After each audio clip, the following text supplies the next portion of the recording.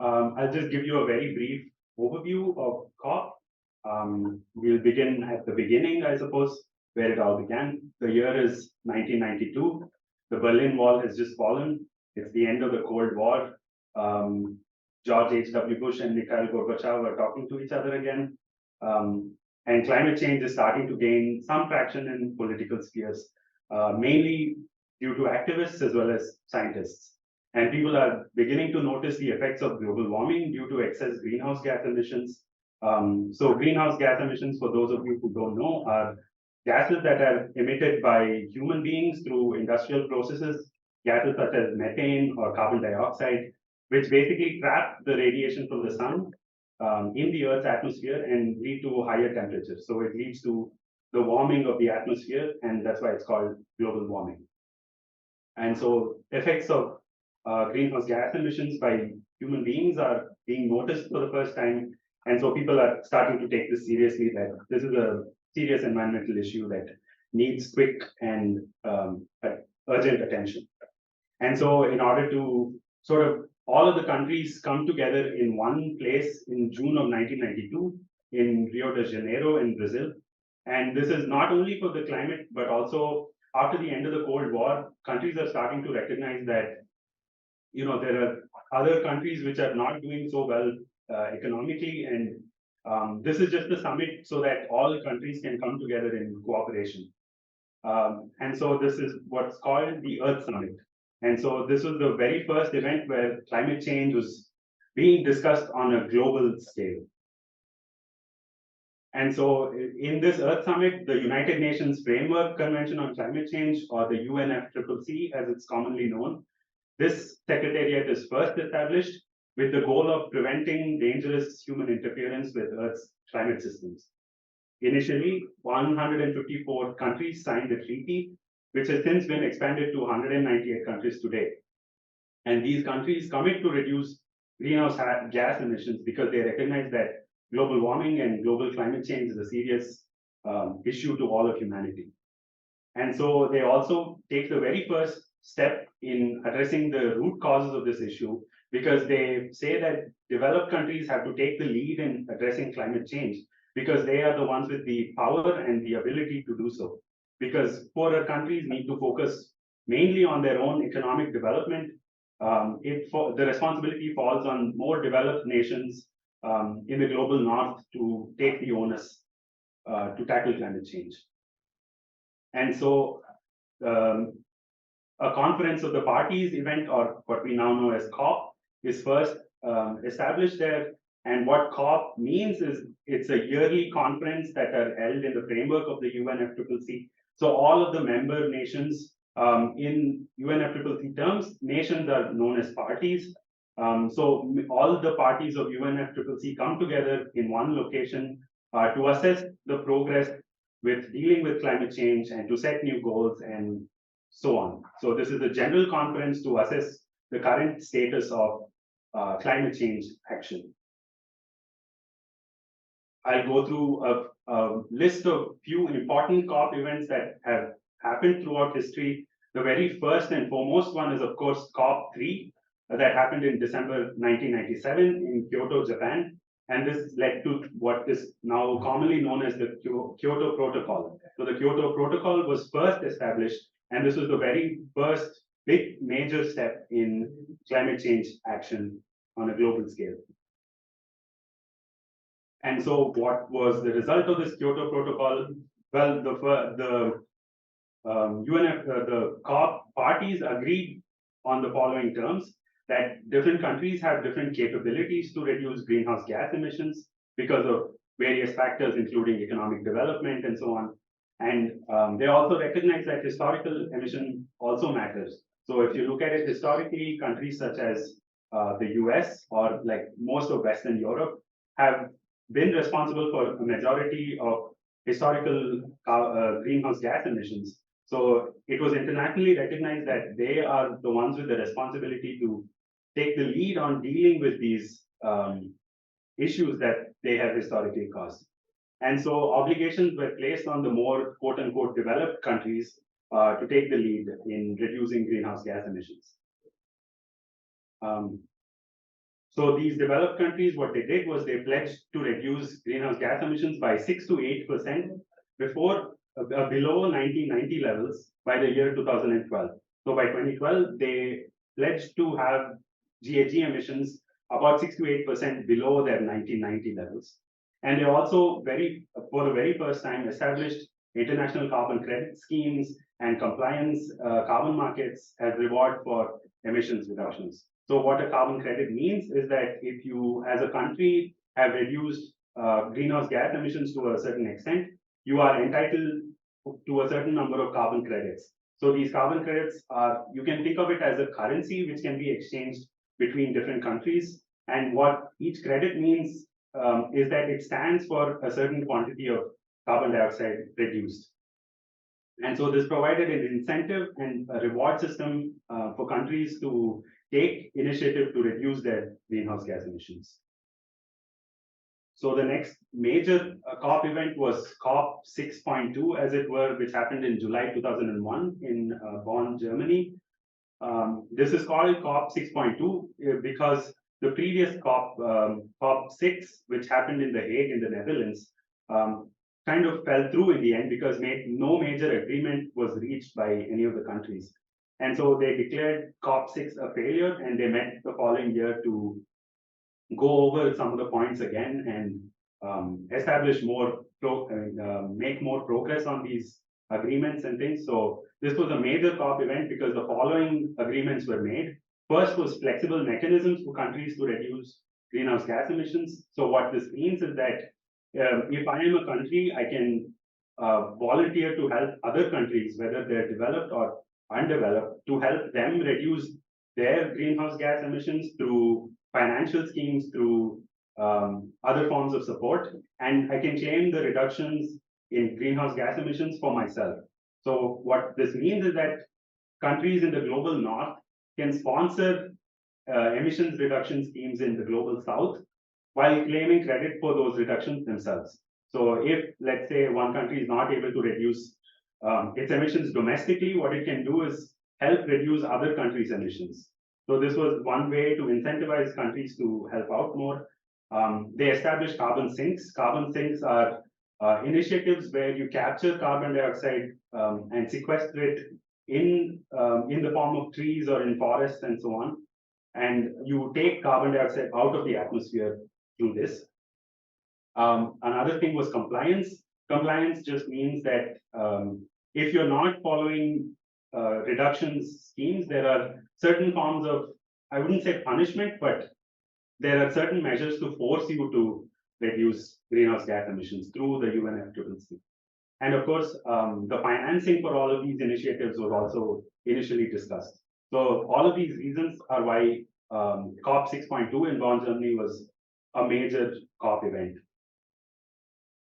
Another one was COP 16 that happened in December 2010 in Cancun in Mexico. This was important because this was the first COP event where the Green Climate Fund was created, or the first steps were taken to create the Green Climate Fund. And the Green Climate Fund is an international fund where countries can contribute towards reducing greenhouse gas emissions. Another couple of important COPs were COP 18 and 19. They're sort of clubbed together because they were the two COPs where the first discussions of the loss and damage fund was had. So what the loss and damage fund is that countries which are exceptionally vulnerable to climate change effects are entitled to compensation for these catastrophes. So like, for example, island nations which are at risk of being submerged because of rising sea levels, they're entitled to compensation from other more developed countries which are causing emissions which are indirectly rising sea levels. And so this is what the loss and damage fund means, wherein countries are more entitled to compensation. The next major one was in Paris, France in 2015. This led to the famous Paris Agreement that I'm sure you're all very familiar with. And what were the major steps that were agreed upon in the Paris Agreement? One was that all countries agreed to keep the rise in global temperature below 2 degrees Celsius, preferably limit the increase to 1.5 degrees Celsius in global temperatures, that is. And also countries pledged to reduce their greenhouse gas emissions by half by 2030, and they pledged to achieve a net zero emission state by 2050. And each country is free to set their own targets and pathways in order to achieve this net zero target. Another one is COP26 that happened in November 2021 in Glasgow. This is particularly important to India because India first announced their net zero emissions target by 2070 at COP26. So this is an especially important COP for us. And so last year's COP is where the stage is set for this year's COP. And so I'll just briefly recap the major proceedings of COP27. So one of the things was for the first time, the parties adopted the proposal for a loss and damage fund. Until now, it's just been in conversation, but nothing really concrete came out of it, except until COP27, where they all agreed to establish a loss and damage fund. 155 countries to pledge to curb methane emissions, which was introduced in the previous COP in COP26. They also adopted a framework to guide the formation of global goal on adaptation, and they also pledged for the launch of Food and Agriculture for Sustainable Transformation, or the FAST initiative, as it were. And so these are all the major proceedings. And so what happened next is what the major chunk of this discussion is going to be. And in order to continue that, I will introduce our speakers here. Okay, can everyone see us? 1 second.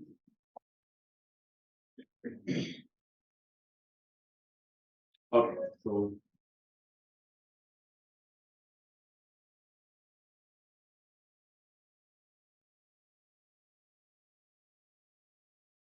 okay, everyone can see us, right? So here is Dr. Indu. 1 second, there seems to be some technical difficulties. Yeah. Okay. Oh, okay, yeah. Just want to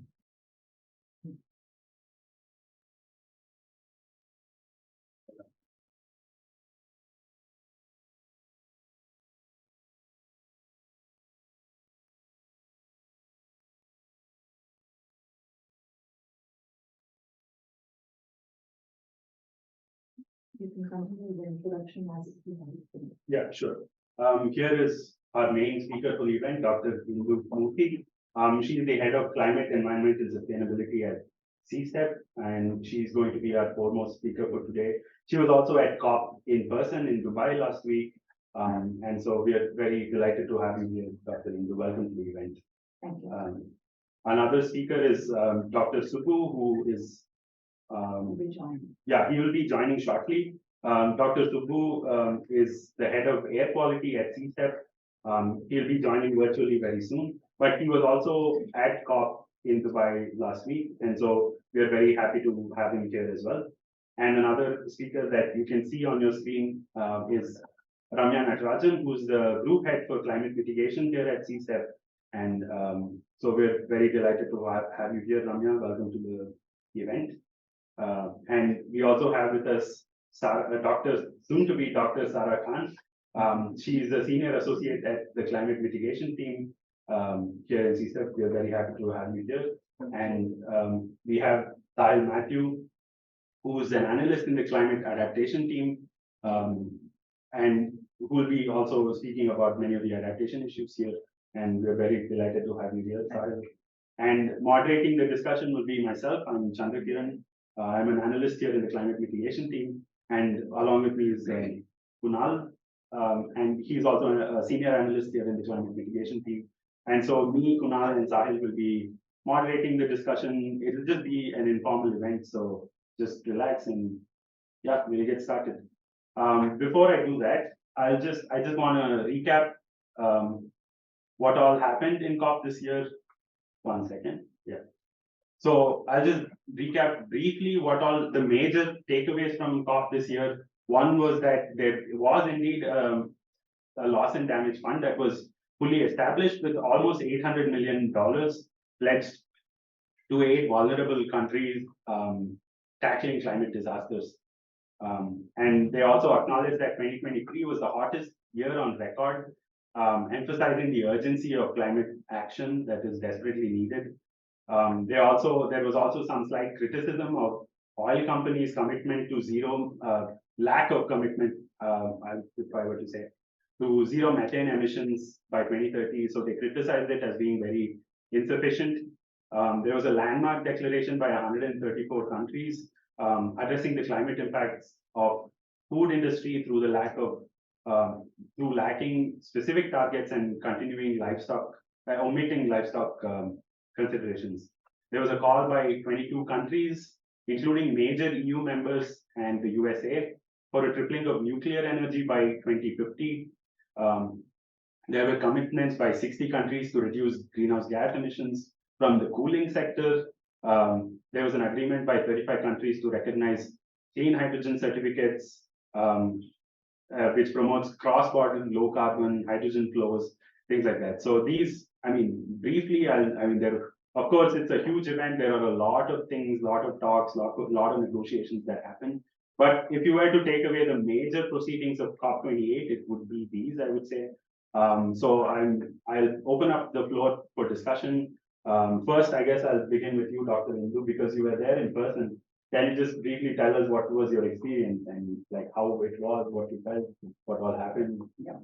Thank you, CK, and welcome to everybody who's online. And attending the COP is an experience in itself. It's like going to Mecca every year, especially for people working in the climate space. That's what it is. Now, who attends this? We have policymakers, we have ministers, we have activists, we have researchers, academicians, all kinds of people who kind of convene there for discussing issues around climate. Now, climate is a very large area because it's cross-cutting. It impacts all sectors. It impacts lives, livelihoods, people, where they live, to what you eat, to what you breathe. Everything is impacted by climate. So the discussions are innumerable. So there are a whole bunch of pavilions, as they call. Every country has a pavilion at the COP. In addition to these pavilions, there are also a whole bunch of side events that happens. Now, these are all over and above what is called as the negotiations, which is actually done by the heads of states from various different countries, because as CK was mentioning, it's a global problem and it can be solved only when you have global cooperation. Now, given that all the states heads will need to agree on a lot of things, cutting down emissions is something that is dependent, it has an impact on the economy. Right. It has an impact on the way we develop. So given that every state, every country has its own opinion, has its own aspirations and goals. So which is why, there's a whole lot of negotiations, very intense negotiations that run into wee hours of the morning. Sometimes it extends many days. Sometimes it extends beyond the last day of the COP also, as we did see this year as well. Yeah. Although it's for 10 days, sometimes there is a spillover. So that's COP in a nutshell. And it's a fantastic place for networking, meeting like-minded people, getting complementary ideas, new ideas. So I think that's how I would describe a COP. So I'll just jump in then, because I think this year's COP, especially for the adaptation space, was important, and especially given that loss and damage was institutionalized last year, and in that duration we also lost Professor and Dr. Salim ul Haq, which was a huge loss for the entire loss and damage community. I feel like this time with the COP, that probably weighed a little more heavier. But from your experience, how do you think COP28 has addressed the issue of loss and damage this year?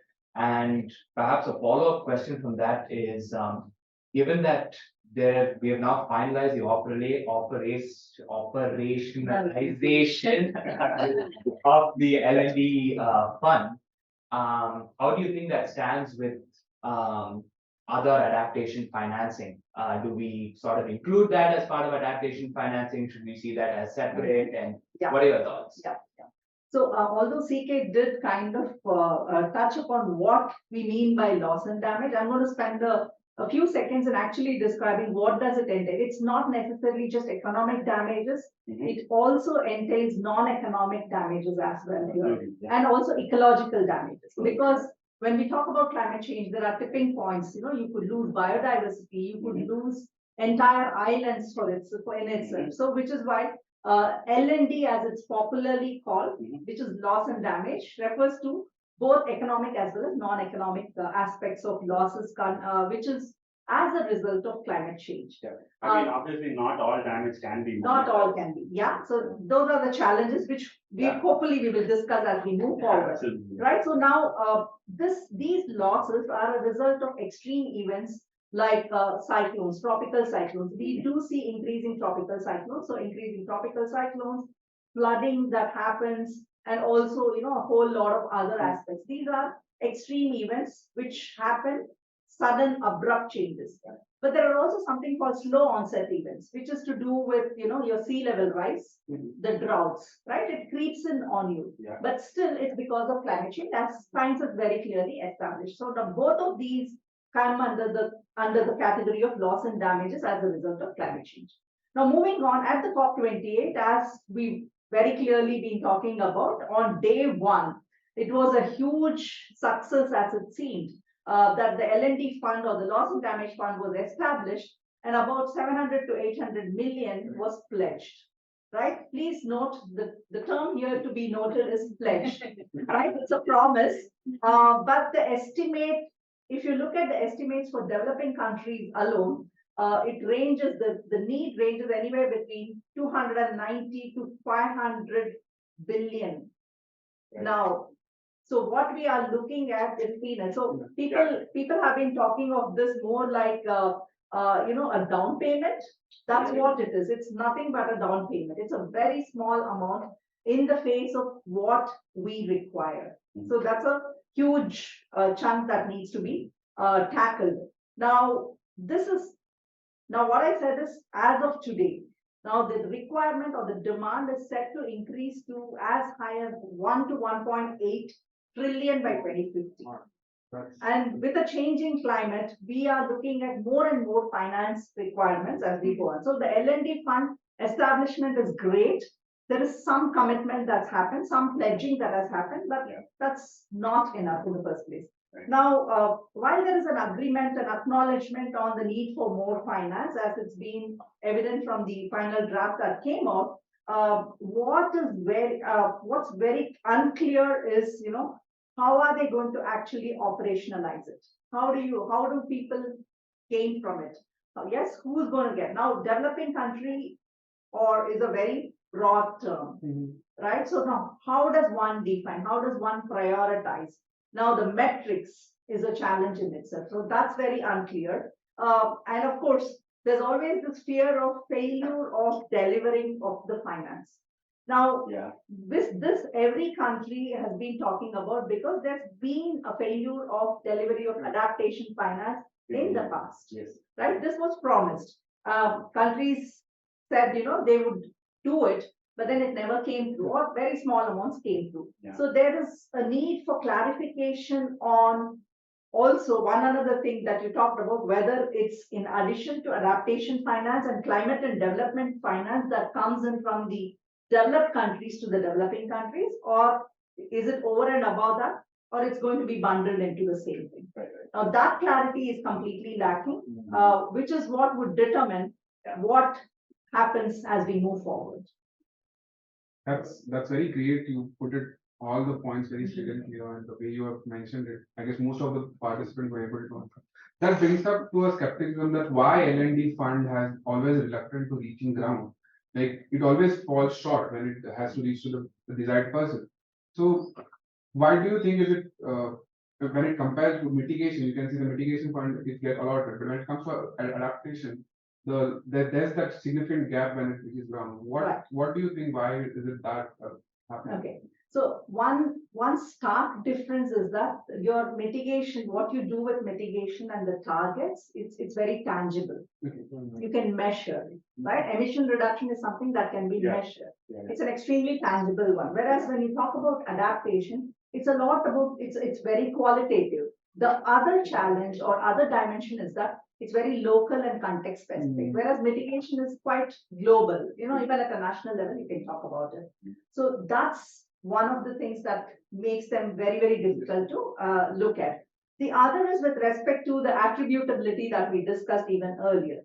Now, how does one determine whether a particular X country, let's not name the country, is claiming a loss and damage because of, say, despite doing lot to adapt themselves, right? It's over and above, right? Anything that is beyond the boundaries of adaptation is loss and damage.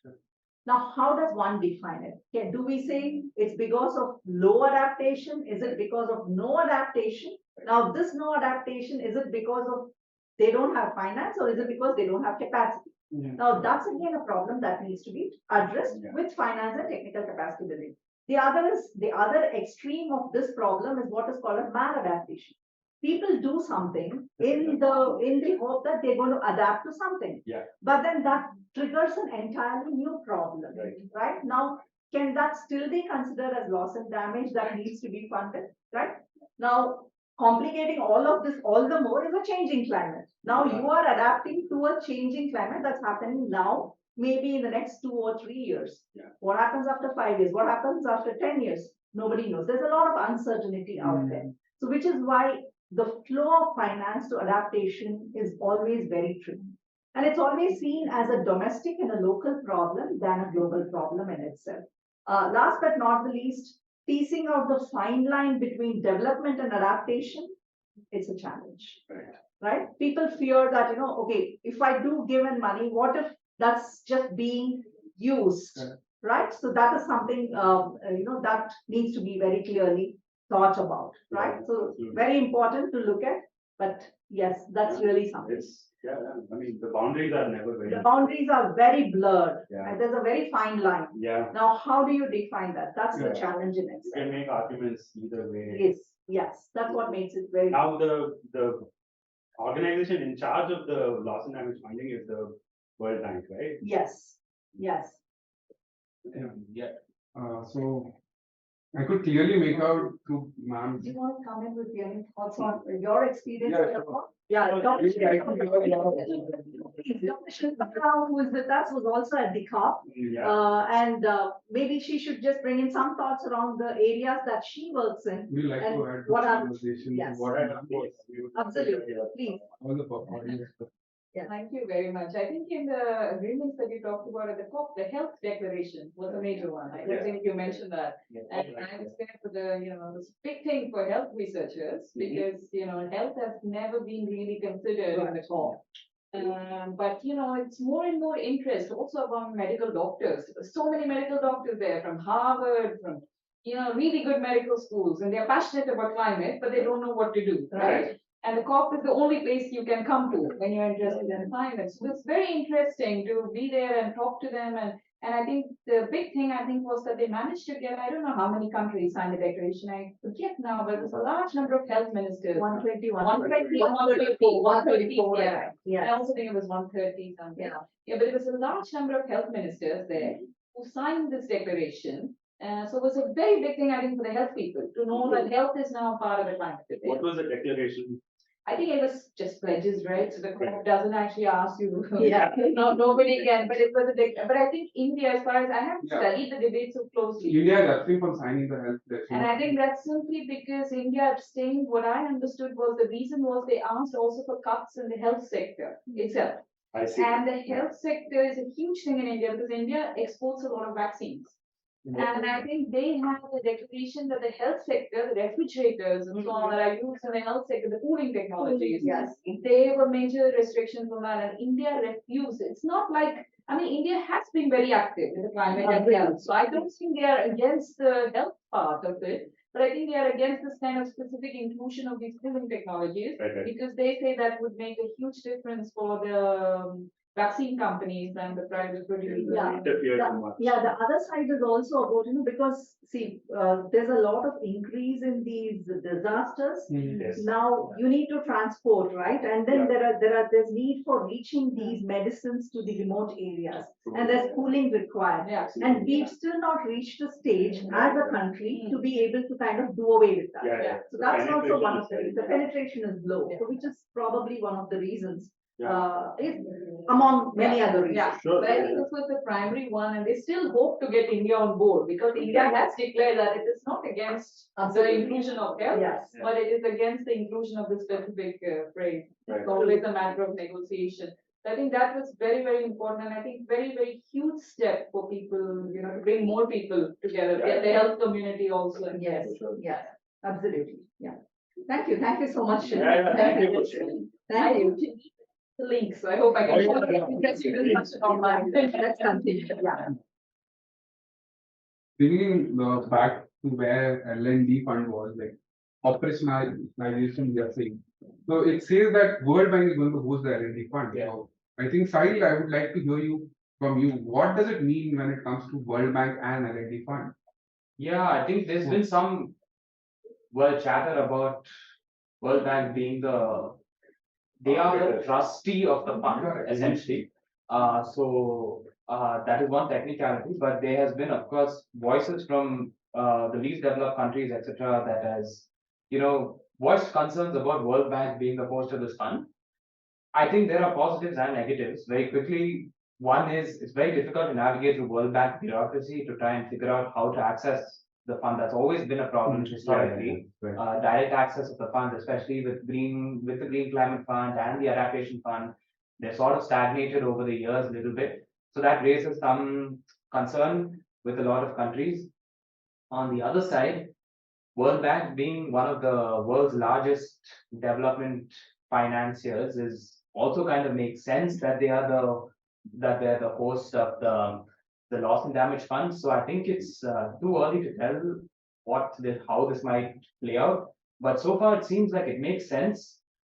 They have given out some assurances about how countries can access these funds much better, and they've been more transparent about how this can happen. So if you're automatically a recipient of World Bank, if your country already receives money from World Bank, that means you can automatically tap into the L&D fund. They've made those architectural this thing to make that easier. So we'll see how it goes. And Yeah, but the only catch in this entire thing that I see with World Bank hosting that fund is that, emergency response Yeah. is something you cannot cut the bureaucratic. yes, No, yes, yeah, that is shape true. of a World Bank. Yeah. Now, that's where I think people are very concerned, especially the least developed countries. Yeah. Yes, That's where the fund reaching to the ground. absolutely, Yeah. absolutely, yes. Yeah. Yeah. So, by the way, we have Dr. Subbu here with us. Dr. Subbu heads the air quality team here at CSTEP. We are very delighted to have you, Dr. Subbu. I told the audience earlier that you had also been to COP in person. Can you just briefly tell us about your experience there? Sure. Hey, thanks, CK. Can you hear me? Yeah, we can. Great, fantastic. So I was there. It felt like forever, but I was there for like 2 days. But it was an interesting experience. This was my first time at COP, and I think what surprised me. What surprised me was like there's a lot of industry around carbon credits. Right. And obviously, as Shilpa mentioned, there's the Climate and Health Declaration, which was a big move forward. There is also some interesting financing towards that. For example, climate and health financing. I think there's a bunch of money allotted to that. There's the Global Methane Pledge that was new. Yeah. And hopefully that is new money and not old money being redirected in a new way. Right. Yeah. But I think what is interesting for me, and maybe because I'm not as familiar with the climate side of things as all of you, is that there's an active carbon market that particularly for a lot of developing countries is pushing clean cooking technologies or cleaner cooking technologies. Yeah. So there is a big industry on that. And of course, there is something called the gold standard that is working towards verifying these carbon credits. Yeah. And so, there's a lot of entrepreneurship that's springing up around carbon credits. So that seems like a viable market mechanism that is funding clean development in many regions of the global south. So that is definitely a good move forward as far as I'm concerned. Now there are some valid criticisms of such approaches, but on the other hand, just seeing that and seeing private industry really take to this, that was a good thing. There are also commitments from oil and gas industry to cut their methane emissions, which is a good thing. Which I think is the least they can do, but at least it's a move forward than not. Sure.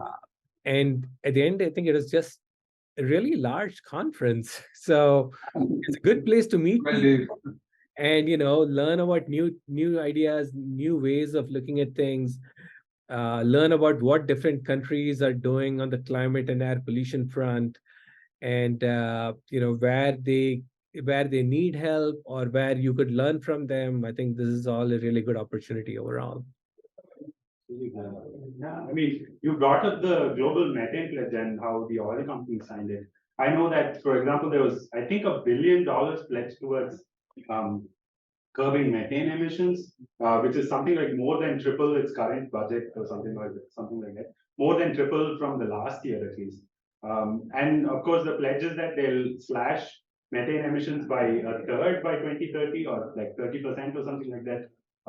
With now $1 billion in funding, do you think this is achievable? Or if not, what are the obstacles in the way of this? Yes. I mean, so I think the $1 billion is really more, I think, catalytic funding that is supposed to, Okay. promote more funding coming that way. I think Qatar, for example, has spent $1 billion by themselves on reducing routine flaring from their liquefied natural gas facilities. Right? That's just one country. And I mean, the amount of money you need to spend to curb methane emissions overall is a lot more, billions of dollars. But this is $1 billion in catalytic funding, and I think that includes. I think they were shooting for $200 million, from what I understand, and they ended up getting to $1 billion almost. A large part of it from philanthropic organizations, actually, about 60% of it. But that is still good. And a large part of it actually funds, I believe, enteric fermentation accelerator, which is a big deal. So I'll come to that in a minute. But I think pushing the oil and gas industry to curb their emissions through improved monitoring. So a lot of satellites are going up now. So funding that work. Funding the CCAC, which works with a lot of countries worldwide, resuscitating or reviving. I can't pronounce the other word. So reviving the World Bank's zero routine gas flaring initiative and methane reduction initiative. So that's also funding that as well. But I mean, I think one thing to remember is that the oil and gas industry, I think, only contributes about 1/4 of the global methane emissions. Right. Yeah. About 30+% of it comes from enteric fermentation, agriculture, and livestock. Correct. Yeah. Yeah. So if you also look at, say, the global methane pledge, I think this was brought up earlier in the discussion. India has not signed it. China has not signed it. Yeah. And this is because I think India in particular, there's a lot of the methane comes from agriculture, right? And how do you control? There isn't a good way to control methane emissions from agriculture without changes in the way you do agriculture, which correct. So this is why hopefully the $200 million towards that enteric fermentation accelerator will hopefully, pay dividends in a few years. But again, we don't know. And so even if the oil and gas industry reduces their methane emissions to zero, you're still talking only about 25%, right? And and that's only if, say, Russia and China and everyone else join. So Russia is not a signatory, China is not a signatory. I don't think Brazil is a signatory to the global methane pledge. So really what you're talking about is, even a fraction of the 25% of the oil and gas methane that's part of the global methane pledge. So if you want to come to 30% cuts by 2030, it's going to take a lot more effort from everyone involved, even if they are not a signatory to the global methane pledge.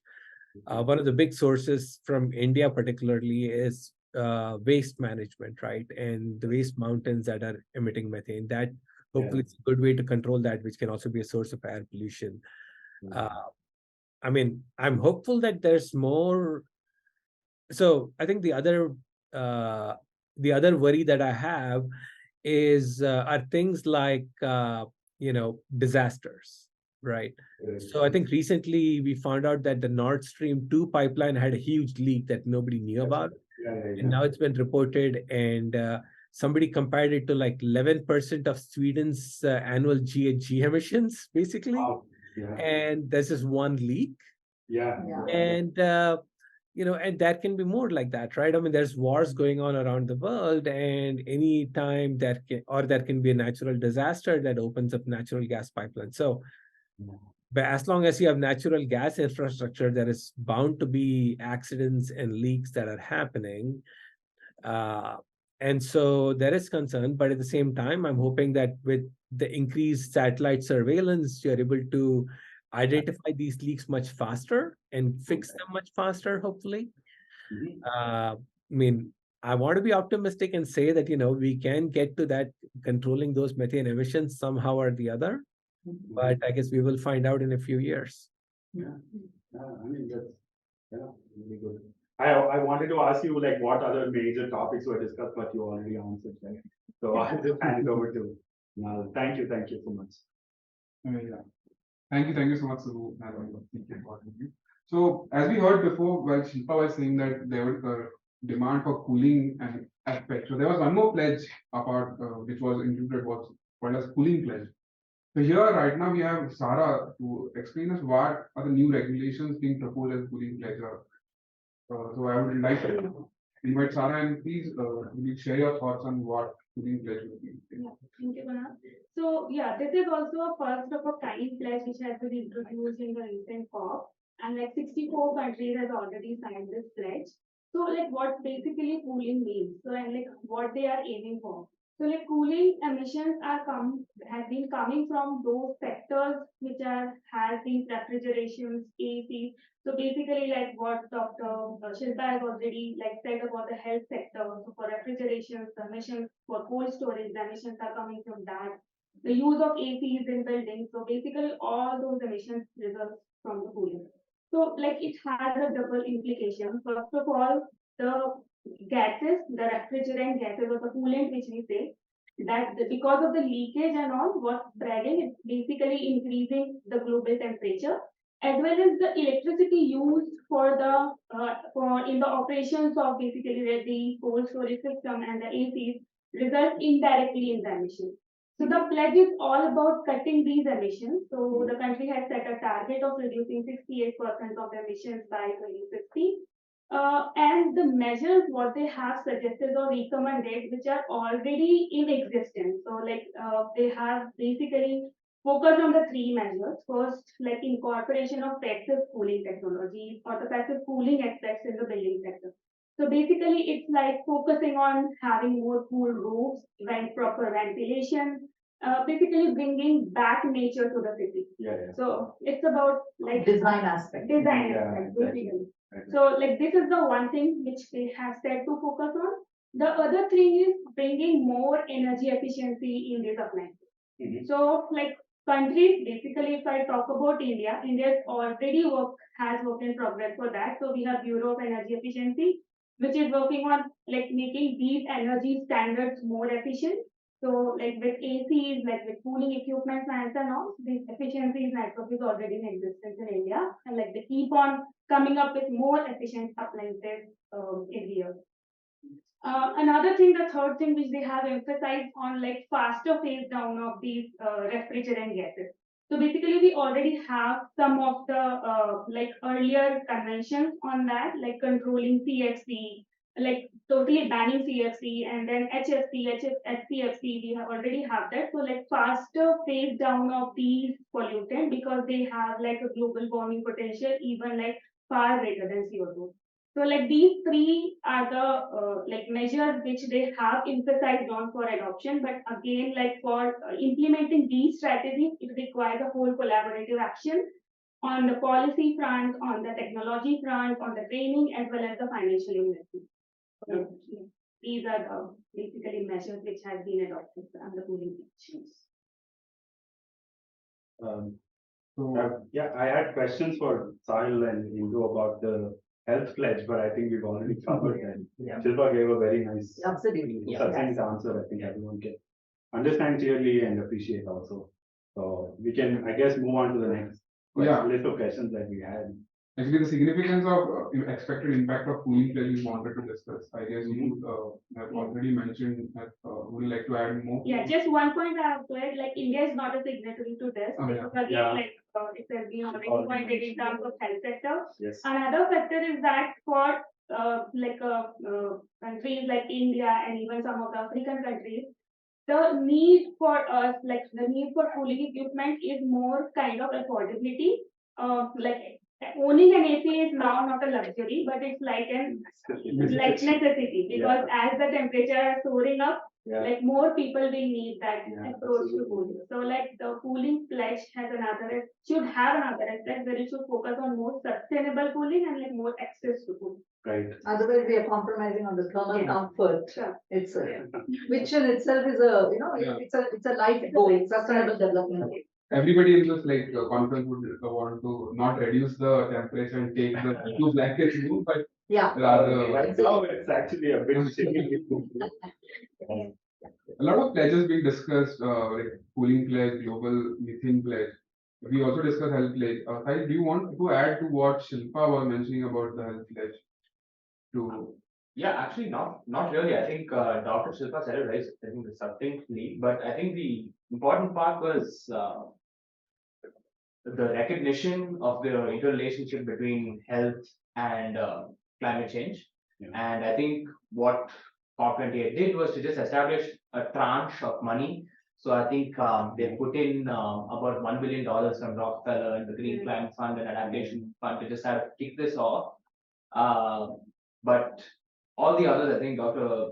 Shilpa covered really well, and the fact that India and the US, by the way, did not sign the pledge for probably the same reasons. Right. But It's yeah, also like such an interesting overlap of areas, like you don't think of health and cooling to Yeah, have correct, so correct. much in common. because Absolutely. They're like two, at the face value, they're very unrelated, but it's like in events like these where you find out that there's actually a There's lot a of. fine interlinkage. Yeah, I mean, the energy that comes from this cooling will need renewables. So moving to the next pledge, which is like global renewable energy pledge. So 3 months ago in India, like in Delhi, we hosted G20. So I'll take my shift towards Ramya, and I would direct this question to her.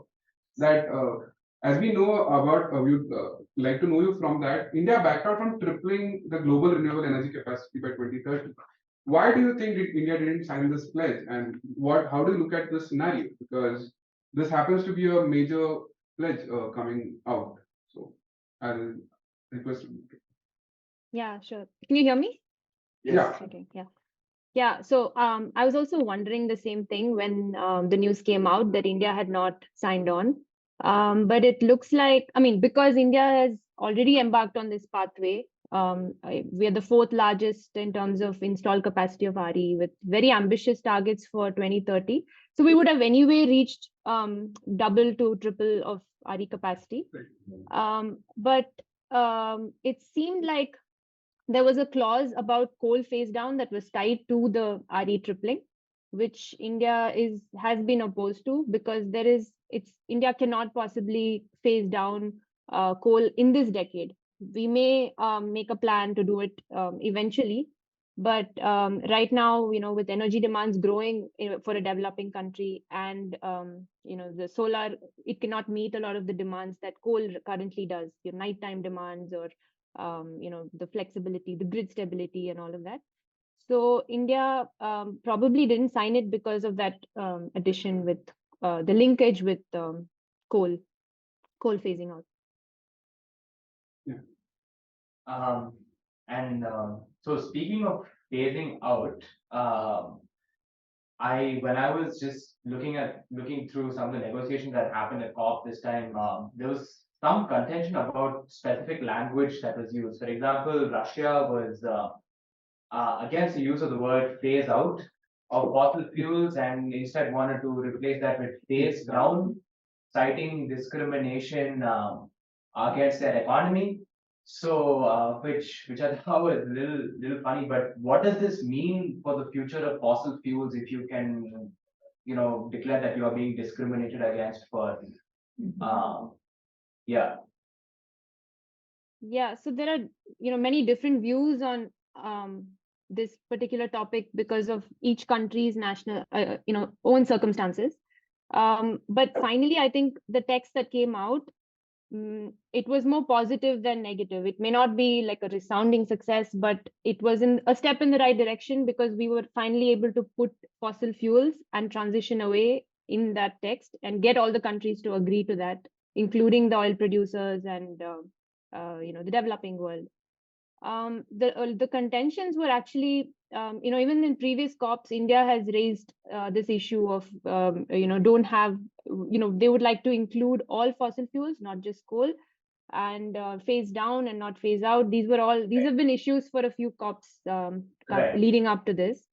So I think in between one of the versions of the text had just an equitable transition away or just an equitable phase out of fossil fuels, which the developed world did not agree to, which it would have meant that they had to lead the way and phase out first, and then maybe a decade or two later the developing countries would, and that was not agreeable to them. So there are just so many angles to this. And so the final text was, I think, the best that they could come up with, considering all of these different desires. Thanks so much, Ramya. I'll shift gears a little bit and get back to adaptation. There were two main closing. Before you do that, Dr. Subbu has a question for you. Want to just quickly address that? Yes. Dr. Subbu asked, someone mentioned that the US did not sign the Climate and Health Declaration, which I think Sahil mentioned. Yes. Yeah. Yes, they did not. Why did they not do this? I actually do not. No. So now just looking at the declaration, and the US is included in that. US is included. Oh, Okay. It's Great. But I would say, I just wanted to bring up one more thing. I think there is a question in the chat about climate and health financing. Yes. Which, I think there is also this guiding principles for climate and health financing that was also released at COP. Yeah. And, I was kind of thrilled because it actually specifically says air pollution, right? And, but a lot of the issues are because a lot of your climate impacts also impact your air pollution. And so they do talk about financing that targets lowering of greenhouse gas emissions to improve health and also lower air pollution. Yeah. And, there are other, a lot of other good ideas in there, which, it honestly, the financing guidelines make for better reading than the Climate and Health Declaration, which is just a bunch of feel-good things that we all agree on. So, but the financing thing is actually interesting to read, and maybe hopefully people follow it and put real money behind it. That would be nice. Absolutely. One can hope, yeah. For sure. Sorry, we're continuing on. We'll move on. Yeah. So two major adaptation projects, apart from the loss and damage, was global goal and adaptation is one, and global stocktake is another. We'll split that into two questions. I'll ask the first, and Kunal will come in. But the framework, this COP28 put out a framework for global goal and adaptation that's been adopted. But the targets look fairly ambitious. To include conducting climate impact risks and vulnerability assessments by 2025 and so on. Does this sound realistic to you, Dr. Indu? And how do you think we can actually get to a point where we have concrete adaptation evidence by 2025? Yeah. I think you said it right before in your question that yes, it is very ambitious. The reason being, first and foremost, you need technical capacity to conduct these, which, as you know, Yes. we have a project where we are trying to kind of train people in states to do these kind of assessments. Yeah. That's one. Second is to do with data itself. Data availability at the scales that we are looking at is a problem in itself. Third is to do with, the kind of frameworks that are existing. There are a multitude of methodologies, frameworks. Now, if you're looking at a global goal on adaptation, you need a common metric, right? Yeah. Right? So the metric is not defined as it, Right. unless we have a common metric, because you can't compare apples with oranges. So which is a glaring gap in itself, which is why achieving this is going to be a humongous task in Yeah. itself. I don't see it happening Yeah. that easily.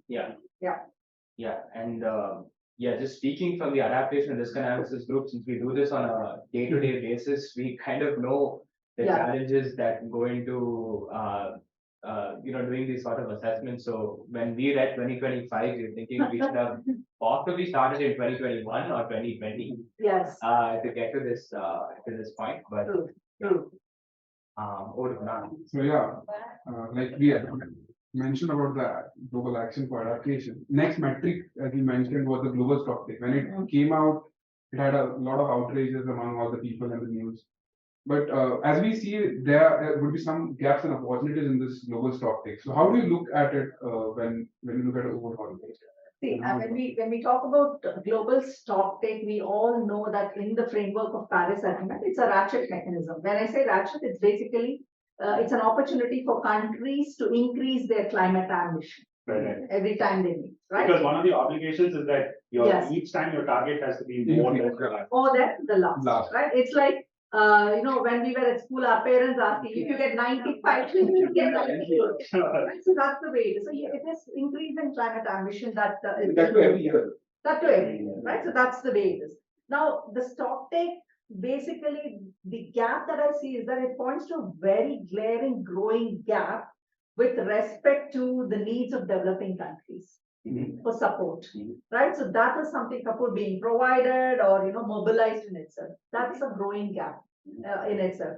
Now, if you're looking at an opportunity, it basically is calling out for looking at innovative finance mechanisms. How do you unlock finance for doing this? So I think this is where, unlocking of trillions of dollars that has to come in. Right. So I think there needs to be a lot of thought, lot of innovation that has to come in. There was one particular, I don't know what they call it. It's not a panel, it's a pavilion, which was on innovation itself at the COP. Yeah. Right, so there's thinking up there, but I think how do you kind of mobilize it? How do you kind of make it happen on the ground? I think that's a challenge. It's an opportunity, but where there's a challenge, there's an opportunity. Yeah, that's what I would like to say. Yeah. There was also one more thing that our PM mentioned, which was the green credit scheme. Green credit. Can you just briefly explain what that is or what you think about it? Absolutely. Sure. Sahil, do you want to take that or? Yeah. Yeah, Yeah, maybe we that's can. it. Come on. Yeah. So I think on the first day, there were global leaders from all around, kind of as they normally do on the first day of COP. So so Prime Minister Narendra Modi had proposed this Green Credits Initiative, and so the basic idea is fairly on the same lines as a carbon credit. Essentially, the principle along which it works is that the climate movement or climate change is more than just carbon, and there are a lot of other environmental and socioeconomic activities that are as important for a quality of life for all of us here on Earth, and it's not just carbon. So India is facing a water crisis, a biodiversity crisis, desertification, and droughts, which are not explicitly carbon linked, but are equally important for our sustenance on the planet. So essentially, the idea is just like you have your carbon credits, is to set up a voluntary market where activities that deal with water, forestry, biodiversity, waste management, etc., can be actually verified with a body in India And right now, I think it's with the Forest Management Institute that sort of vets these projects. So if you are, let's say, Indian Council on Forestry Yes. Research, yeah, In- and in- Education, yes. ICFR, ICFR. that's right. So if you are, let's say, a farmer who is implementing a lot of water conservation projects along with your usual farming, then you can actually generate a certificate for this by getting your project vetted by the body, and then this certificate can be traded. So I think in that sense, it expands the scope of voluntary environmental credits. Now, I think- provides an incentive to The people. individuals and communities can take Yes. action, and gain credit for It's it. not in this cause. top down. It's not necessary. But the flip side of it is also, Yeah. when we look at businesses who are wanting to reduce emissions. Yeah.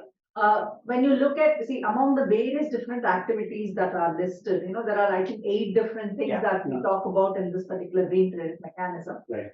The challenge comes from the fact that the one that's very tangible and which is well established is the forestry part of the story, Correct. agroforestry and other things. Yeah. Now, these are basically, when businesses want to, they want, large quantum to be bought, they Yeah. can't go Yeah. from one to another. Yeah. These are small pieces, half a credit to one credit somewhere, that doesn't work. Yeah. So that's a problem. They will have to find a mechanism to resolve that. Right. The other aspect is what is classically called a leakage in forestry, in climate trading mechanisms. When you Yeah. look at forestry, there's something called leakage. It's about, okay, if I'm extracting wood from a parcel of land, Yeah. right? I want to gain credit. So Right. I stop extracting, but does that mean I'm not burning wood in my household to make dal or rice?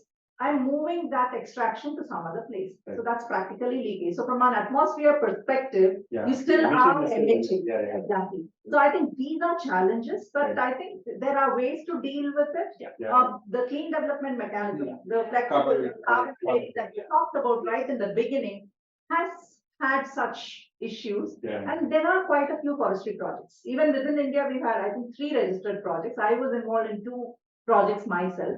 So there are ways to deal with these, but there are challenges, Of course. but it's a very innovative mechanism Sure. where individuals and communities can actually act upon and gain Yeah. credit, recognition. The credibility of carbon credit is still in question even at the COP, I guess, because Mhm. that was why it didn't turn out even with.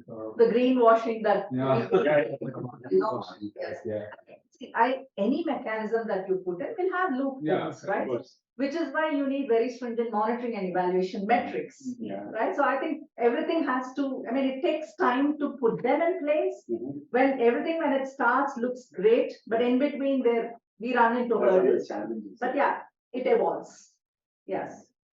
Okay, so it all looks like we are trying to, tune the engine when the car is running. Like climate is changing and we're still trying to Yes. change and tuning it. Absolutely. So that's why it's too difficult to even, put a point and say. But like when it comes to, we have discussed since last 40 minutes about what everybody should do. But when it comes to us, like what as an individual, because we have India has been preaching about mission for life, environment, like life. So which promotes circularity or individual behavior. What small kind of bit which we can do to support the climate action? I would like to. Yeah. To please. Yeah. Or, yeah, anyone else also. Yeah. Anyone, Feel yeah, free to- absolutely. You can start everybody to pitch in. See, lifestyle for environment, it's a grand slogan that we are talking about, but actually, if you think of it, it's nothing new, Correct. right? It's about moving from single use to multiple uses. It's about transitioning from, destructive ways of using resources to the 3 Rs: reduce, recycle, and, what is that? Reuse and recycle, right?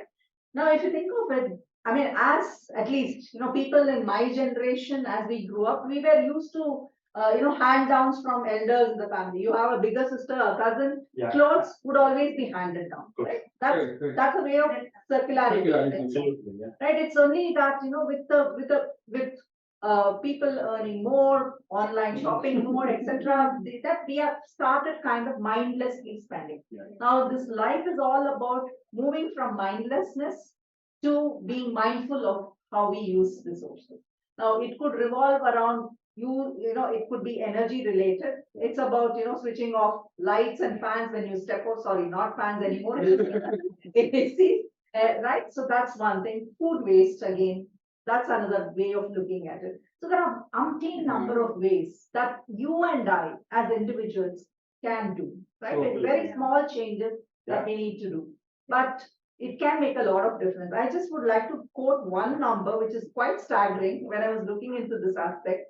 There was a report by UNEP that was published, which said that if 1 out of 8 billion people globally adopt eco-friendly practices in their daily lives, globally, our emission saving is 20% decline in the emissions. Oh my God. That's quite staggering. Oh, yeah. Behavioral change is an important piece whenever we are looking at reduction in emissions or net zero, as we heard about after the previous COP, right? Yes. It's a very important piece. In fact, a lot of the work, I think Ramya can comment, the work that we do in the transport sector very clearly establishes something like this. Ramya, you want to come in and say something on the transport sector? Yeah, sure. So we create a lot of scenarios, right? Alternative scenarios for the future. And behavioral change actually, especially if you make these slight changes, it doesn't have to be a complete overhaul of your lifestyle. But even maybe, let's say, once a week you're going to take public transport, or once a week you shift from a very water intensive diet, like shifting from rice to something else.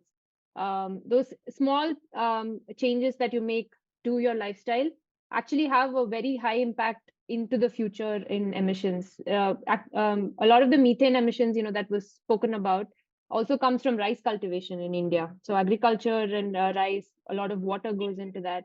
So shifting dietary choices that you make, all of these impact emissions, and they can actually come at a lower cost. So even instead of years into the future, we're going to spend a lot of money in trying to money in adaptation and mitigation. These changes are, arguably less expensive for you to make slowly.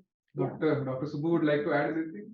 I see you smiling. No, I think I was thinking of the other idea that most you can work from home, right? I mean, you can take public transport. Well, no transport is better than any transport, right? Yeah, absolutely.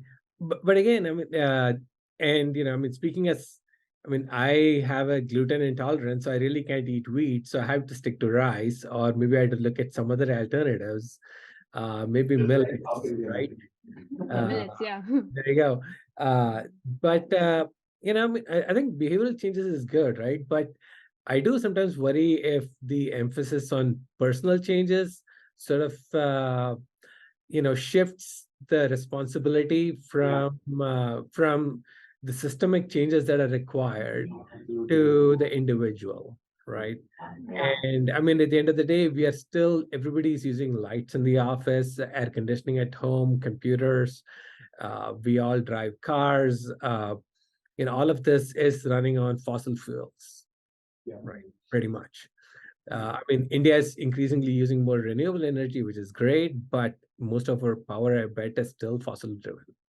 Right. Yeah. And it doesn't see, and when we discussed about coal early on, and there are lots of reasons why, but coal is bad, and it's one of the most carbon intensive fuels there is.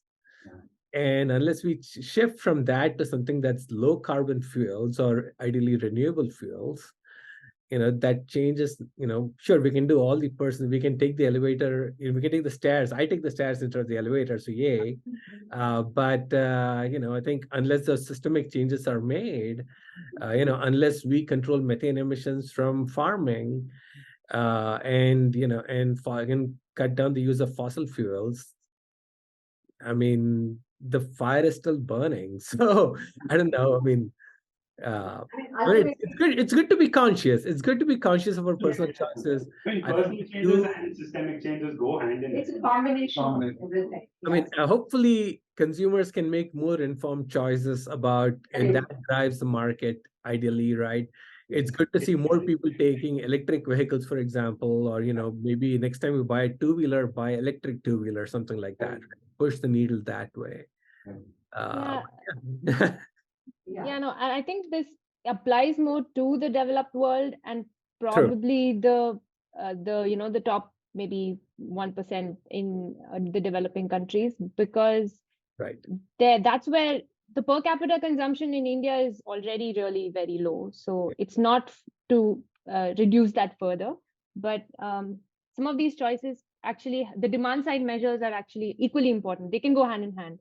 We Right. can decarbonize the grid as we also take public transport. Yeah. And I think this brings up the other interesting point, right? I mean, are we going to ask the people of the global south, right, especially the economically disadvantaged communities, to sacrifice their growth and their development because of the sins of the past? Right. And where historically whatever emissions have been done have been from the global north, who are all done their development using emitting lots of carbon dioxide that's warming the atmosphere right now. And like you mentioned, Ramya, I mean, our per capita CO2 emissions for most of the global south are very low compared to that of the global north. And so there is, a question of justice and equity in terms of, yes, there should be room for, I mean, I personally think there is room for fossil fuels in terms of LPG for clean cooking, right? I mean, most people use solid biofuels for cooking. And I think there can be significant health gains if people use LPG. And that, I think, is still a viable use of fossil fuels that improves health outcomes at a small price of carbon footprint that needs to be offset by the top 1% of the global south and the global north generally. So I think those are sort of the trade-offs and equity issues that we should also be thinking about. Absolutely. Yeah, I mean, this is the main argument that the global south, particularly I guess led by India, has been making, that we are not responsible for the vast majority of historical emissions. Why should we bear the brunt of curbing our economic development for this? I mean, which is a completely valid argument to make. I mean, there are there are hopefully clean development pathways that you can follow, right? I mean, we don't need to make the mistakes of the global north. Absolutely. In fact, that's exactly what the mitigation team is kind of looking at. We have aspirations that don't mimic the south, mimic the north, but then have realistic aspirations. And then see how do you go low carbon. So there is a way to do both. But you might reach certain points in time, milestones would be reached at different varied time frames, but that's still okay. But you would kind of incrementally get there. For sure. That's the way to look at the problem. Our context, what is feasible? Absolutely, yes. It's like the Buddha said, right? The middle path. So India is not only spiritually being ahead, climate-wise also. I mean, that's a great note to end the discussion on, I would say. I think we've reached a time limit for the discussion. We can move on to Q&A. So we have already a bunch of questions. I guess we'll start from the beginning. Can you? Okay. Have to moderate questions with that too many. No, I think it's okay. Okay. Let's see. Okay. This is the first one. Wetlands, yeah. It would be better if the people target who wants to take it. Okay, so one question was, hi, can you discuss something about wetland conservation and restoration? Who would you like to take it? Yeah. I mean, wetland conservation and restoration is important from the COP perspective. That's exactly why we didn't touch, because there was not any focused discussion on this particular aspect. But that said, from a biodiversity perspective, from a livelihood perspective, wetlands are very, very important. And there is a lot of push and focus within India on this particular aspect. Yes. Also, the Ramsar Convention does a pretty good job of monitoring wetland conservation and restoration globally. So there is a dedicated space for that, but I think we'll leave the discussion there. True. Okay, moving on to the next question. With rising awareness of climate change among almost all sectors, there exists a need for industry-aligned common tools and platforms to demonstrate data accuracy and transparency on progress. Can I request to throw some lights on this space?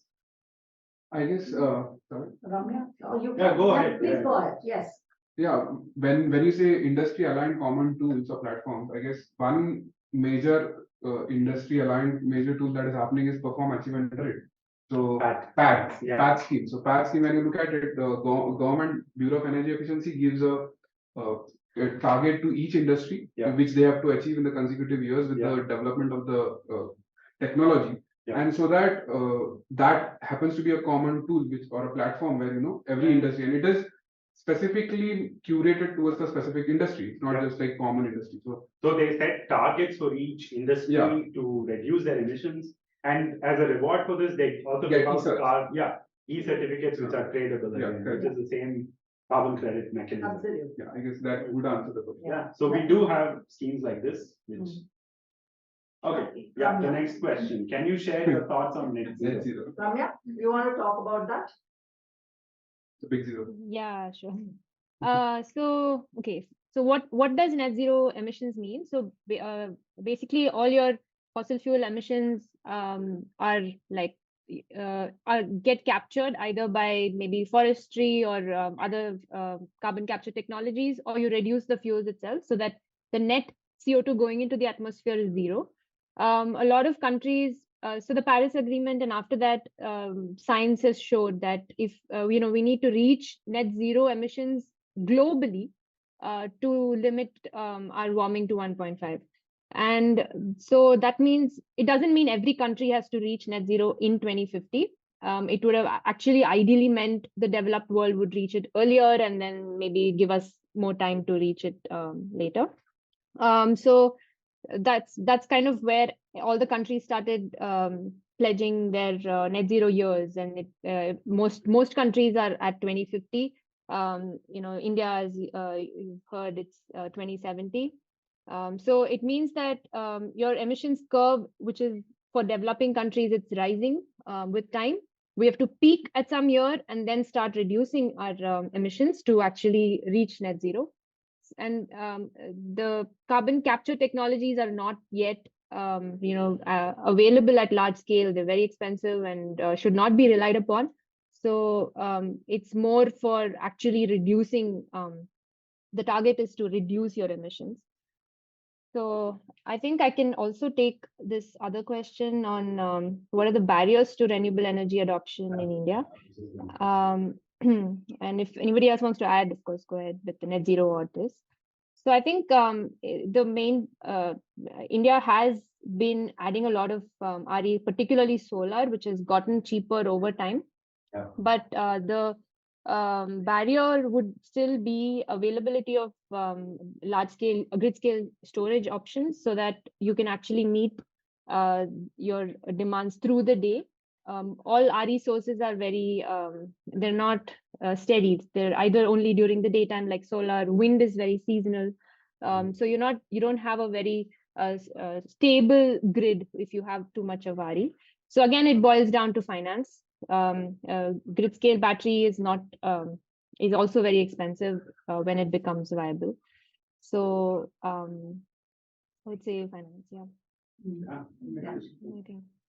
Any other question? Yeah, I think somebody raised hand up, so take this question. No, I think No, that's it. just look at the questions first. And then- Can we cross-border collaboration to mitigate challenges?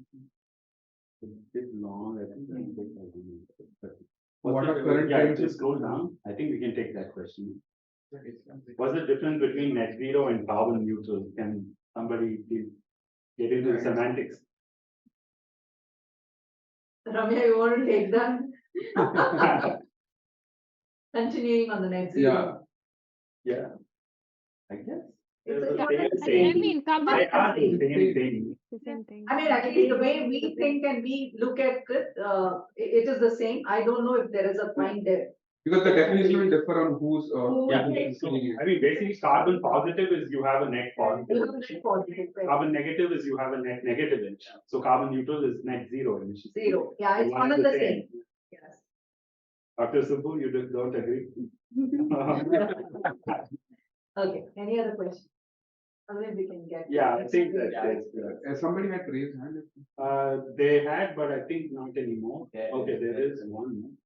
Yeah, Maybe, but- somebody wants to. Yeah, if you have any questions, please type it into the Yeah, chat. I guess you can allow. I think you will get bored. Yeah, you can, doctor. Yeah, please, Okay, otherwise we'll go to the next. I think that's it. You can just tell them that please type their. Yeah. Please type in your questions into the chat box. It makes it easier for us also, please. So, while we are waiting for people to type in their questions, Yeah. I think I think one thing about this COP was that it is a bit of a chaotic way it is organized, right? I mean, I think so. You had to walk into a building to figure out what meeting was going on. Yeah. I didn't see a good way to find a schedule, figure out where things were. But I just happened to walk into one place where some ministers or some high-level people were talking about I think the future of nature conservation or something. I forget what the exact phrasing was. And when I walked in, it was this minister from Quebec speaking, of course, in French. So I didn't understand a word of what they're saying. I should have really taken one of the translation headsets and go on it, right? But I think there were also some announcements from some philanthropy about raising, a lot of money towards nature conservation. Yeah. And I think the UAE consensus just talk about preserving various ecosystems, mostly for biodiversity and as carbon sinks as well.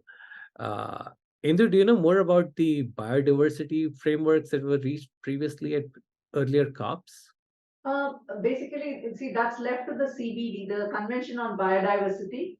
But then this time at the COP, yes, there was a lot of discussion around nature conservation, nature-based solutions, where they felt that, putting in more money into these is a good way of conserving biodiversity. So you basically are addressing the dual conventions in the process. You are addressing the goals of the dual convention. So that's where the entire discussion was focused on at this COP. Yes. Yeah, okay. There is one question. How would you suggest the phase out of coal be measured and from what baseline? No, the phase out means you completely are doing away with coal completely. Yes. Yeah. So there's no baseline here. Yeah. You just do away with every single unit of coal that is being used. Yeah. That's what it means. Yeah. And we also had one more thing, I think, that was already answered. Yeah. We've answered that. Yeah. Yes. Curious to what are the barriers for RE adoption in India, which is that was answered. Probably you can listen to the recording to get your answer. Yeah. Yes. So I think that I think we're done. Let's Yeah. get to the quiz. Yeah, we'll get to the quiz. But before that, I just want to thank everyone for your involvement and participation. It was like a very insightful event. Thank you, Dr. Subbu. Thank you, Ramya, for joining us. The recording will be available on YouTube soon. So like if anyone's interested, please check it out. We'll take a short break of maybe a couple of minutes. And then we'll start with the quiz. Yeah, it's 5:27. We'll start at 5:30. So before that, I'll put a Google Forms link in the chat. So the way the quiz works is I'll share my PowerPoint slides on the screen here. You can take a look at the question, and I'll put a Google Forms link in the chat, which you can use as your answer sheet. So you just have to fill in your name, your organization, email address, and there's a blank for each of the questions. So there is a total of 24 questions that I'll be doing.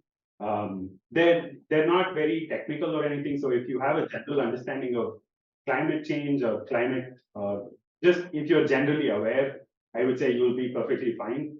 And each question, I've designed it to be sort of self-sustained, as in I've given like a lot of clues within the question, which you can use to piece together the answer with just some little bit of out of the box thinking. So you just have to be a little bit creative with how you go about finding the answer to it. And there are prizes to be won. Oh yeah, there are prizes to be won and some very lucrative ones as well. Book vouchers? Yeah, Yes. book vouchers are up for grabs, so hold on to your butts. We'll put the link right now. Can you just share it in the chat? Yeah. Yeah, just start off. Okay, I'll take over from here. Okay. So we'll just give you a couple of minutes to put in your name and everything. Put it on Teams. I'll share it.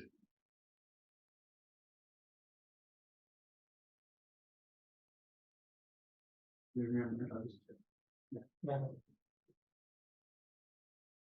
And please mention if you stop accepting after the. Right, Sure. Yeah. there's a time limit.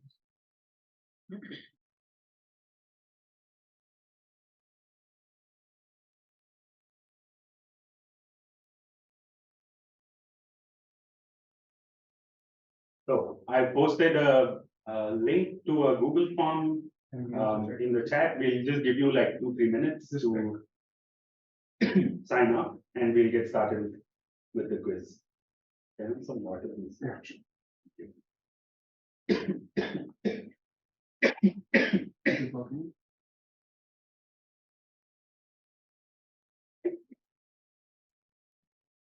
Yeah.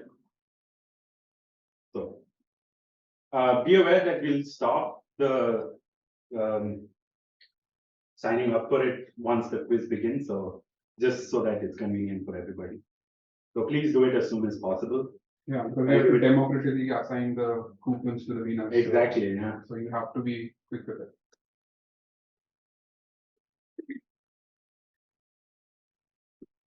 Let's get everybody on the hot seat. Oh yeah.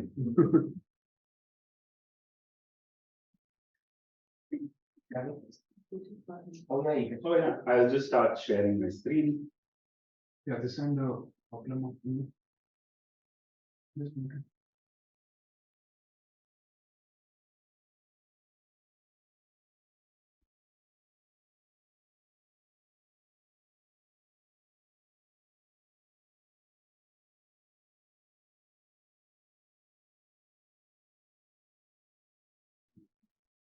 Because after submission. Let's get started. We'll get started just in a minute. Please, if anyone's signing up, please do quickly.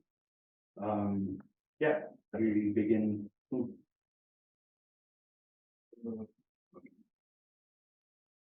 Just check the screen.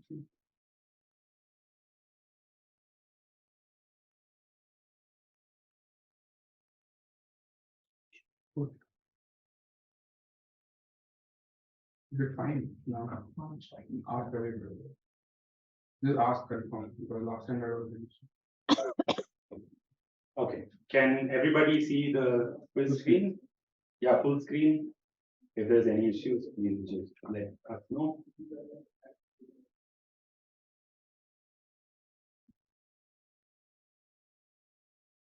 Okay. Yeah, I assume everyone has signed up. We'll begin with the quiz now. So, welcome to the Climate Hour quiz.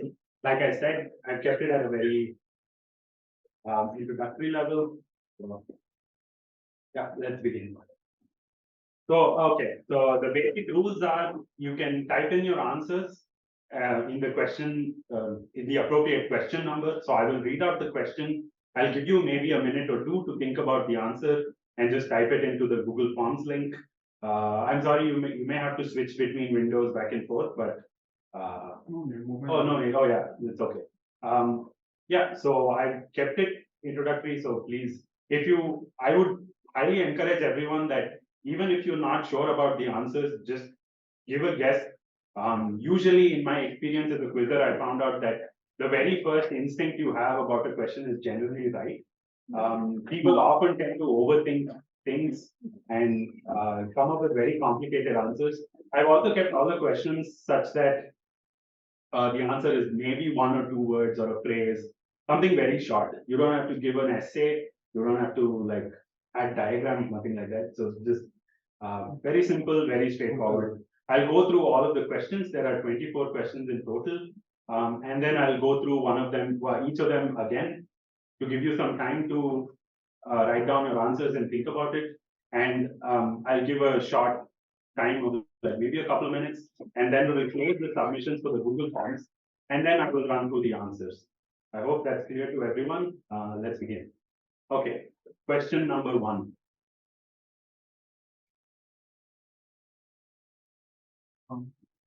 That's the. Okay, so have a look at this Google Doodle. I just want a very basic answer. What is this doodle representing? You can, Just write it down in the form. I'll give you a minute. I hope everyone can see the question. So, yeah.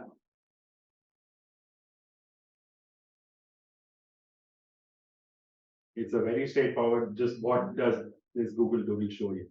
That's it. It's a 2-word answer that I'm looking for, basically.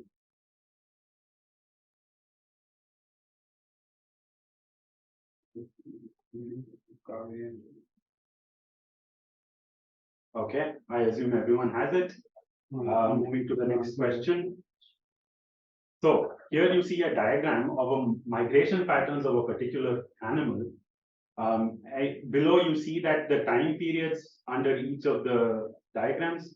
So number 1, for example, represents March, April, so on. You can just read the time frames. This migration of this animal has been called one of the most spectacular natural phenomena in the world.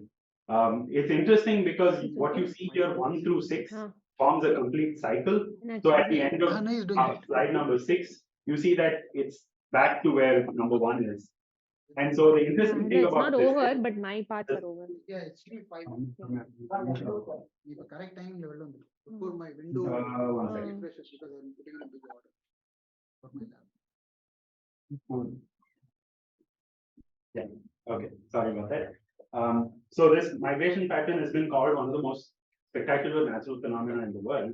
It's interesting because no individual member completes the entire round trip. So 1 through 6. In fact, the entire journey 1 through 6, the complete cycle, takes place over 4 generations of this animal. So it's like fathers, great grandfather, grandfather, father, and son. So 4 generations of this animal. And what is even more spectacular is that the 4th generation, so the son, lives 8 times longer than their parents and grandparents. So just have a look at the diagram. It's obviously North America, you can tell. So I just want the name of the animal, not a generic name. I am looking for a bit more particular name, but yeah, you had enough time. I'll just give like 30 seconds, then we can go on. So just have a look at the patterns and you'll be able to work it out. It's not too difficult, I would imagine.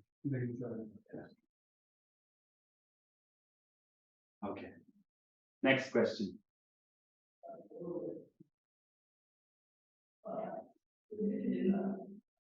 So there is a building called the East Center in Harare, Zimbabwe. And this building consists of a shopping center and an office block. It's designed to be ventilated and cooled almost entirely by natural means. It was inspired by an animal in the natural kingdom, which It was inspired by an animal which uses the same ventilation system to keep its shelter cool. So what animal or what animal structure was the inspiration for this building? In the next slide, I have a picture of the building so you can make your answers. So here is what the building looks like on the left, and on the right is how it's natural, almost entirely naturally cooled. So what animal structure or what animal? I am looking for something a bit more particular, but you can be a bit more general also. We will consider part points. You see, yeah. So what is the animal inspiration? It's called, the phenomenon is called biomimicry. So when you imitate something in the natural kingdom, so yeah, what animal is or animal structure is inspiration for this? Okay, next question. So this is a bit more complicated. I'll just explain. The origin of this term A is a bit strange. So the term A consists of 2 words, and the first word I'll call as X.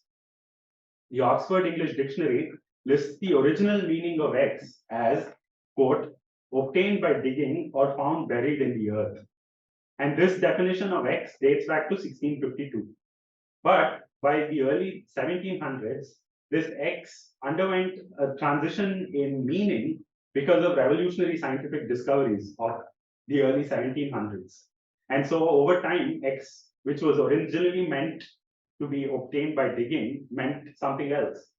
And what originally was X came to be known by the term Y. However, there is still one word that we use very commonly to this day, especially in climate circles, wherein X is being still used in its original meaning in the term.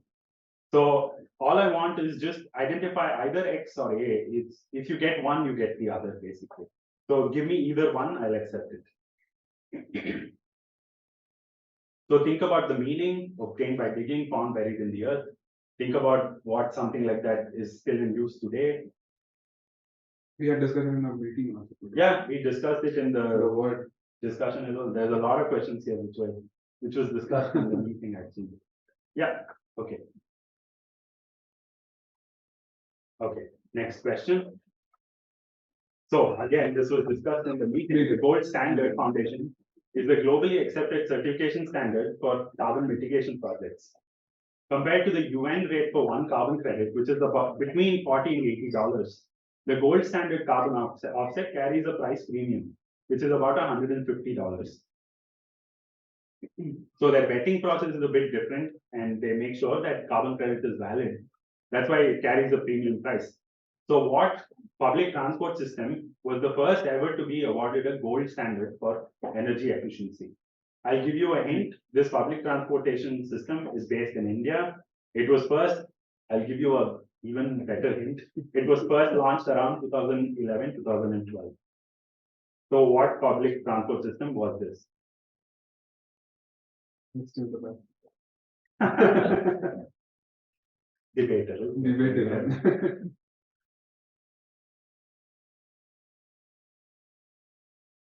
You will all have know about this for sure. You may not just put two and two together, but I guarantee you, you've heard of the answer.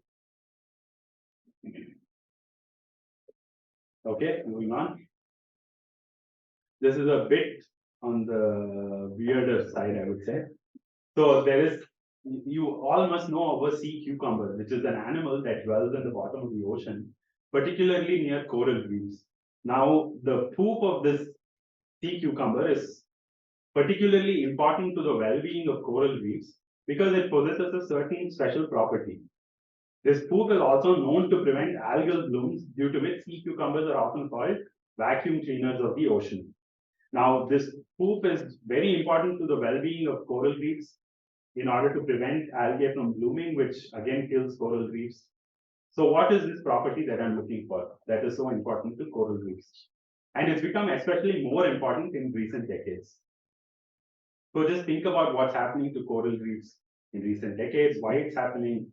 Therefore, what special property could prevent this from happening? It's a very straightforward answer again, if you know what I'm talking about. So, yeah.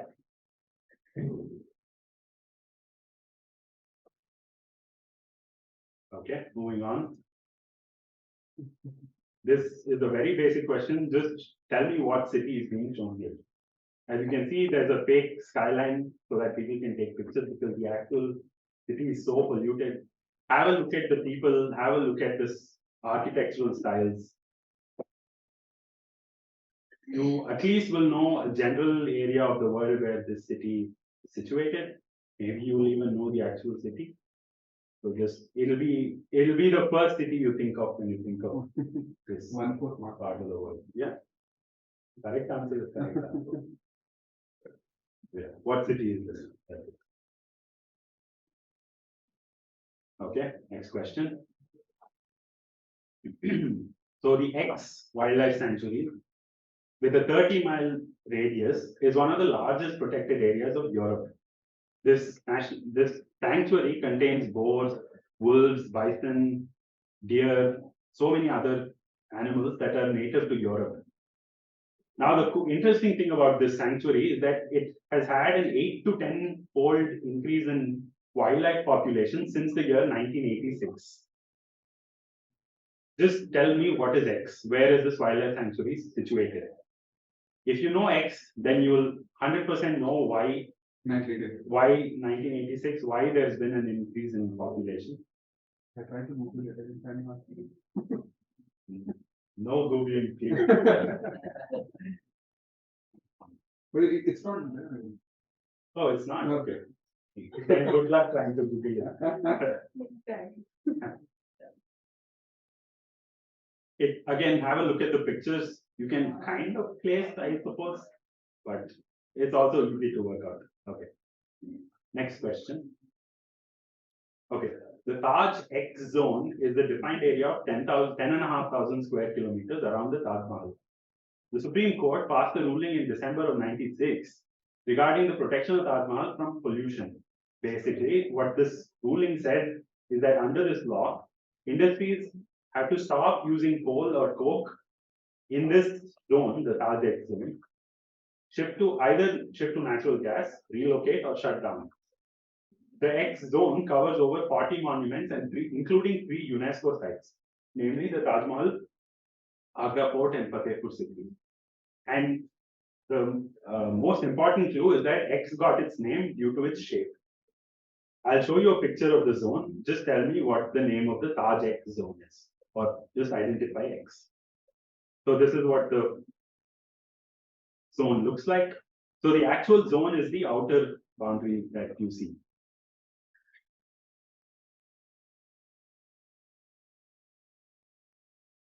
So you can see the Taj Mahal, Agra Fort, Fatehpur Sikri, all of those things, which is enclosed by this zone. The boundaries are the outer boundaries that you see. Can I use a pointer? Maybe that is. So the boundary is that.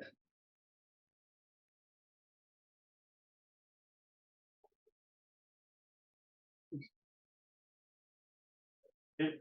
Moving on. So just tell me what is the Taj X zone? X is the shape of this zone. It's a simple thing. Okay. There is a national park in a certain part of the world called the Ujung Kulon National Park. And in this park, conservationists have taken to clear the forest of a particular invasive species, which is the Arenga palm. So the Arenga palm is pictured here in the photo. And as you can see, they have very big, broad leaves, which what happens is they eat up all of the sunlight and they choke out all of the undergrowth. So all the other plants that are there closer to the ground don't get enough sunlight and die out. This is a big problem because these undergrowth plants are the preferred food source of a very critically endangered animal. And so the Arenga palm threatens the existence of this critically endangered species. And so conservationists have started to cut down these Arenga palms. Now, just give me what country you would find the national park in and what is the animal we're talking about. The name Ujung Kulon should give you some hint. Maybe you can find out what language it is without Googling, of course. Yeah, that's basically the question. Just tell me what is the country in which this national park is and what is the animal we're talking about. Now, the reason for this invasive species is a long historical thing, but unfortunately, I don't have the time to explain it now. We have a lot more questions to go through. But yeah, okay, moving on. Okay, so there was a project back in 2006 which had to be established in a specific location. Now, the factors that went into making this choice are as follows. There is a cool climate around this area. There is enough sandstone nearby that's suitable for building. There's low radiation, good security, daily flights in and out of the place. There's a reliable energy source in the form of local coal. And most importantly, there's a natural freezing mechanism to combat power failures. So in case the power ever fails in this facility, this is pretty obvious that it exists in a very cold environment, that everything just freezes, which is what you want. So what are we talking about? This was listed as number 6 in Times Best Inventions of 2008, and the project officially began in 2015. So either give me the location or what the project is. So think about what project requires you to have a fallback freezing mechanism.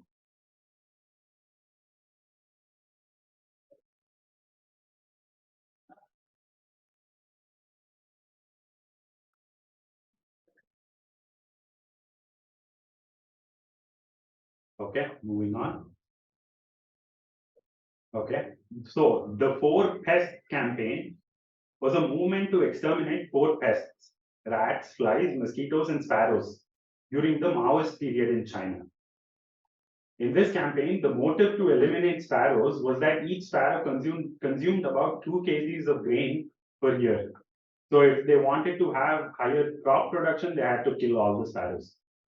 While this campaign was meant to increase crop production, it ended up being one of the causes for the Great Chinese Famine. It was observed that the killing of sparrows caused a major disturbance in the ecosystem. What they hadn't calculated was that the prey of the sparrows was left unchecked and wreaked havoc on the crops in their absence, wreaked even more havoc than the sparrows themselves. So just give me what this prey was. So think about what sort of sparrow prey would wreak havoc on crop systems.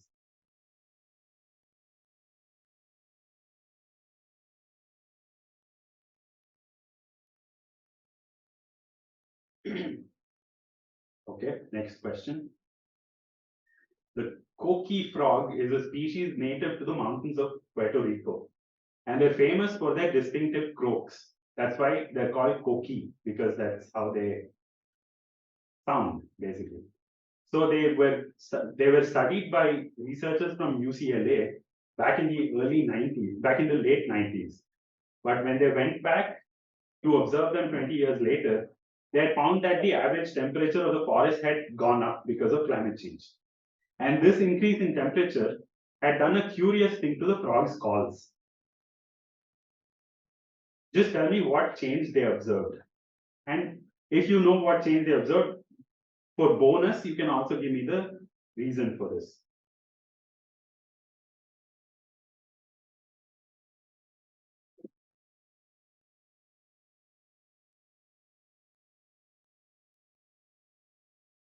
So think about what happens to animals' bodies when the temperatures go up. And as a result, what that might do to their calls. You will be able to reason it out.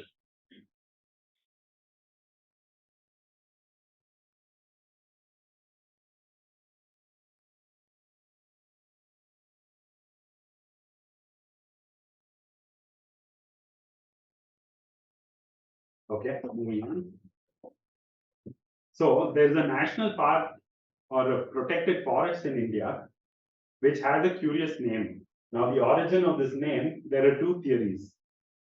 First theory is that it's an anglicization of its local name, Sairandrivanam. That is, Sairandri in this language means Draupadi. Yeah.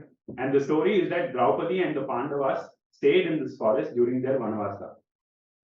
The alternate theory is that it's named after the perceived absence of cicadas in the area. So just give me what is the name of this protected forest. It was also the venue of a famous 1990s environmental movement. So think about a possible anglicization of Sairandrivanam, or what cicadas do and what their absence might be.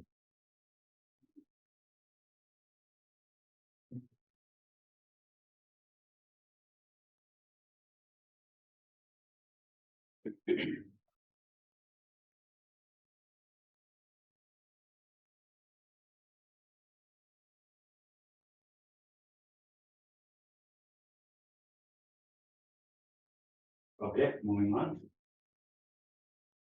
Okay, there is a particular tree species called the Tambela cock. It's endemic to Mauritius, and it's believed to have been in a slow decline for the last 300 years. Though the theory is contested, the only new germination of the tree's seeds seemed to have happened when its fruits were force fed to wild turkeys, and the pooped out seeds were then planted. What is the common name of this? So there are plenty of clues in the question itself. So think about Mauritius. Think about what happened in the last 300 years that may have led to this decline. Think about wild turkeys, and when they eat the fruit and poop it out, only then it starts germinating. That should give you the common name. It's pretty straightforward.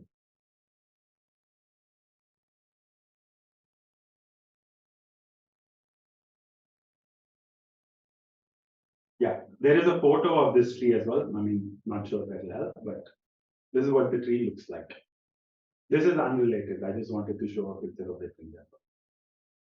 The picture won't give you any clues.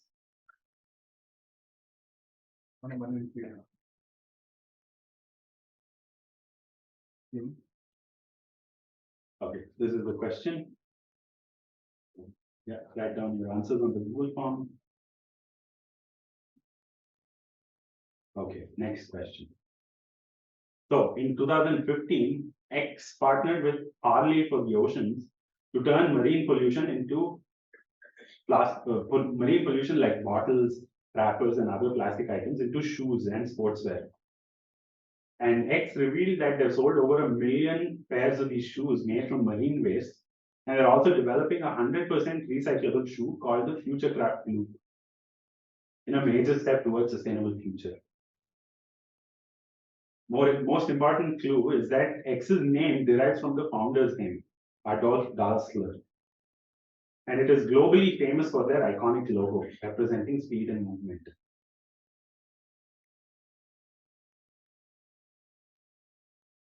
The most important clue is that its name is derived from their founder's name, Adolf Dassler.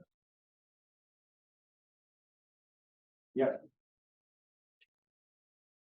Okay, next question.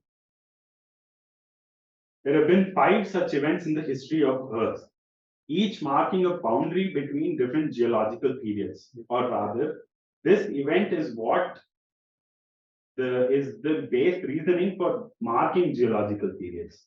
So if you want to go from one geological period to the next, this is one of the requirements.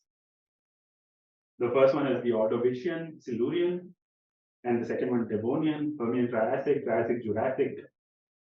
So these are all different geological periods. So you're going from Triassic to Jurassic period. But at the boundary, there is this event. Scientists have also predicted that a 6th such event is coming in the coming decades and centuries. What is the event? It's not a technical term, it's just generic.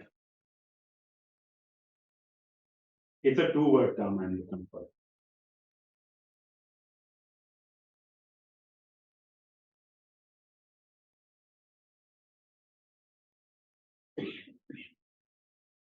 Okay, next question. The Pench National Park is situated in the Seoni and the Chhindwara districts of Madhya Pradesh. It derives its name from the Pench River that flows through the national park from north to south, dividing the park into almost equal western and eastern halves. The park is famously called X land since it's the original setting for Y. Y is a piece of media, so it could be a book, a movie, a play, anything like that, where X is the protagonist. So it's called X land based on Y, because originally Y is supposed to have taken place there in the media. So give me either X or Y. If you know one, you know the other, basically. So give me either one.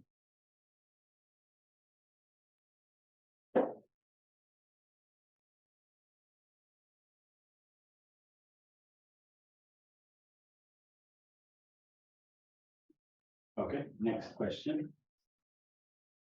Here is a list. This list is not exhaustive, as in there are many more items on this list. For each year, there is one, essentially. But I've given some of the years. What is this a list of?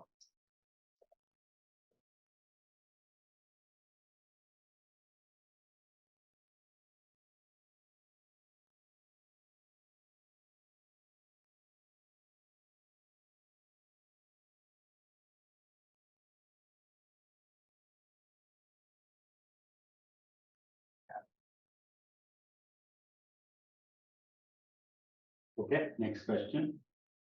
Okay, what do these two maps represent? The first one should be quite straightforward. The second one will require a bit of reasoning, but you'll still be able to guess it.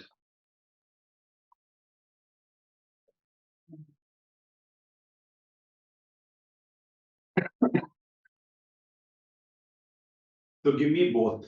What do these two maps represent?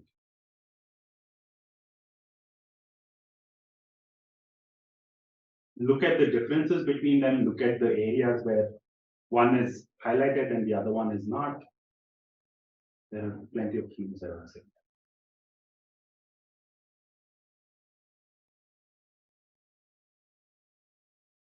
Oh, they're both very related, by the way. They're not independent. So,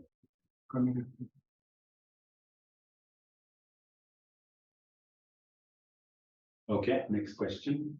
But maybe I'll give a bit more time.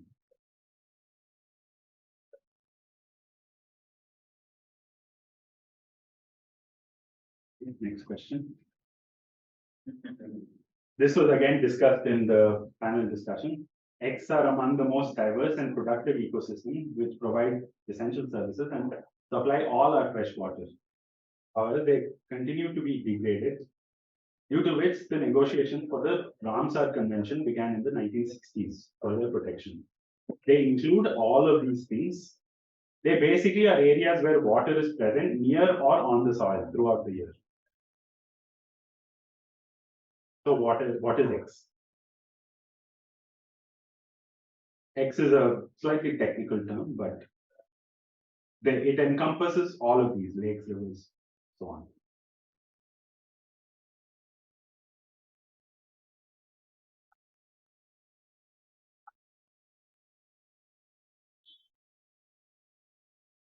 Okay, please.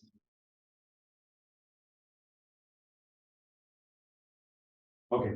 Over the years, monitoring stations have been set up across New Delhi to measure the amount of particulate matter in the air. So the X rule was implemented in 2016 to reduce the amount of vehicular pollution and particulate matter, which, as you know, New Delhi is quite famous for. Researchers identified two reasons for the rule's failure. So the rule failed, and people pointed out two reasons as to why it failed. People shifted their travel schedule time to beat the 8 a.m. to 8 p.m. restrictions of this rule, and there was a sharp increase in the number of public transport vehicles that were exempted from it. What is the X rule, or just give me what X is?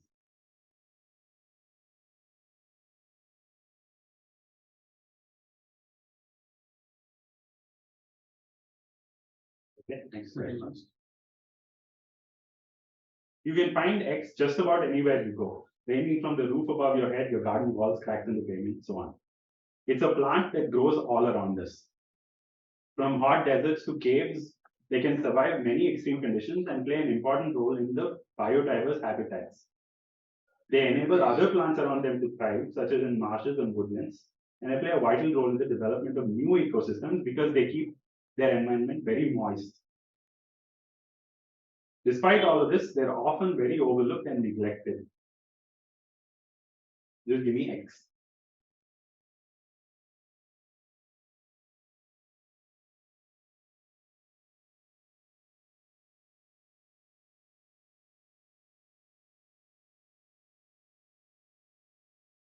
Okay, last question. Okay, this is a tweet by famous man.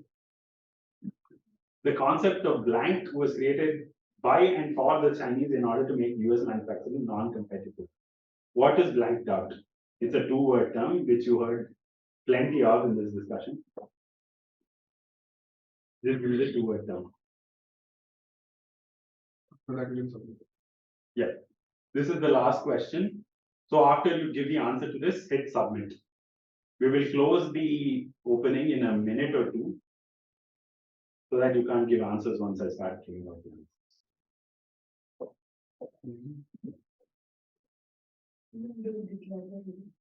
answers. Yeah. 3 responses. How many people? 70. 1 second. 1 second.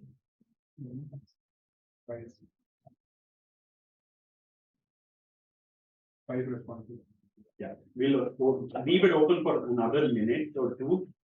Please So, yeah, please submit as soon as possible. Just hit submit. 17 see how much are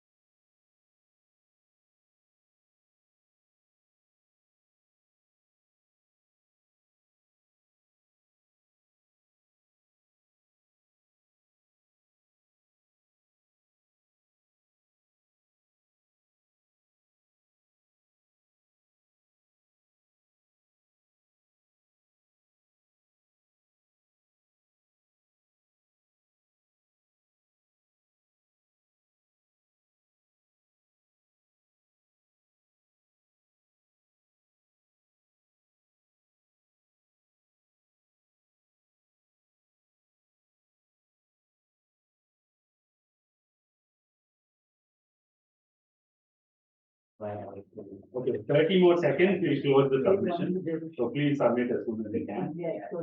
It's okay, just write down your best guesses, just hit submit, it's okay. And then I'll announce the Nice. answers.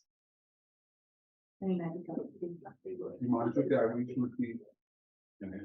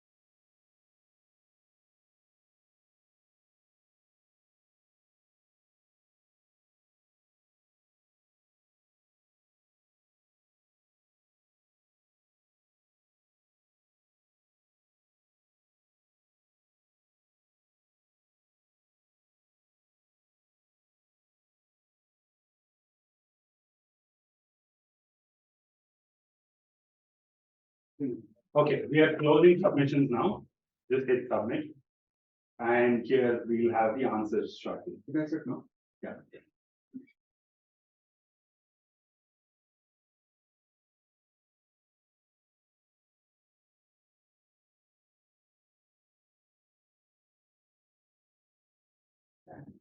Okay, submissions are closed. We'll go through the answers.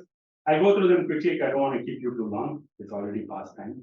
Okay, first one. What is this Before Google you tool? go to that, tell them the winners would be reached out tomorrow. Yeah. So whoever wins the quiz, we'll send you an email tomorrow along with your book voucher. So yeah, we need some time to evaluate the results and so on. So we'll reach out to you as soon as possible. Okay. First, what is this question? Indo, you want to answer? I know. Please Don't test me. Please. Okay. Obviously, it's the chip code. Obviously, yes. I know, this is the simplest. Yeah, okay. Next one. What animal is this migration of? People have said, maximum people have said monarch of butterfly. Perfect. Monarch butterfly is the correct answer. Whoa. Dolphins, right? On land.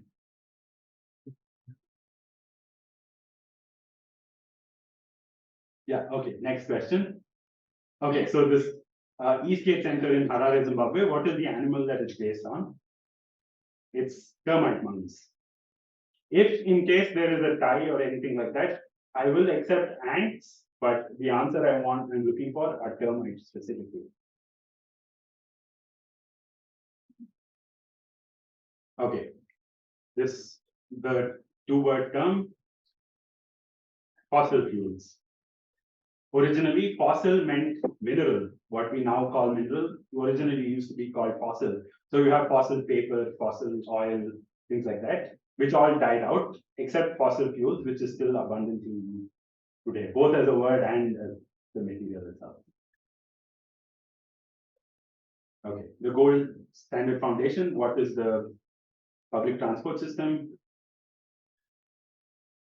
Is the Delhi Metro.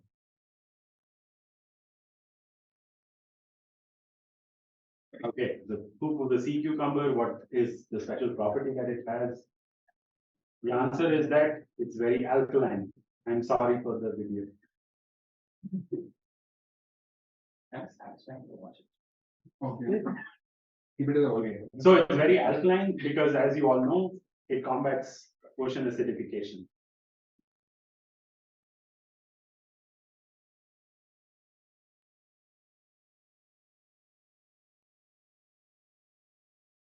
Okay, next question. Okay, what city is this? It's Hong Kong.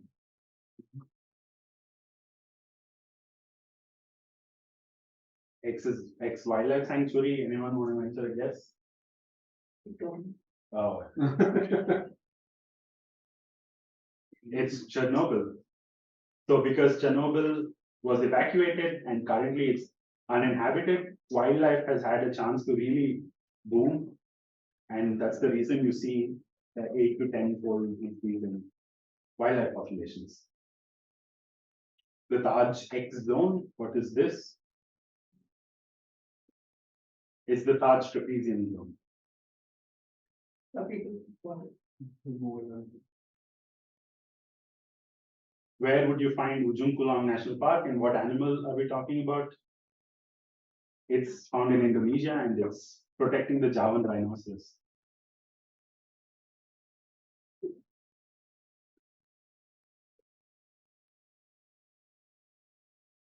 What is the project that we're talking about here and where is it situated? It's the Svalbard Global Seaboard.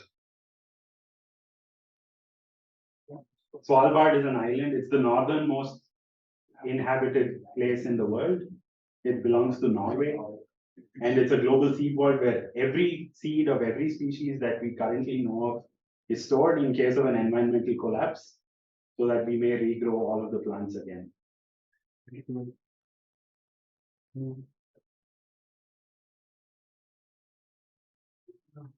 Yeah. It also makes appearance in the 2012 movie. Yeah, in the last. 2020. Yeah. Okay.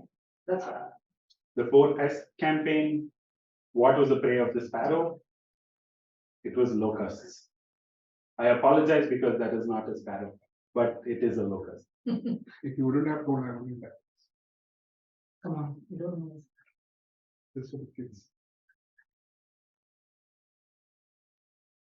The cooking frog, this requires a bit of out-of-box thinking. What a walk. What change did they observe and why? Their calls became more high-pitched because their body shrank, essentially. So the reasoning is that the colder the climate, the bigger the body size generally. Yeah. Because it helps conserve heat better because of reasons. But if the temperature goes up, the body shrinks. And if the body shrinks, the calls become more high-pitched. Yeah. What is the national park? What is the forest in India? It's the Silent Valley National Park.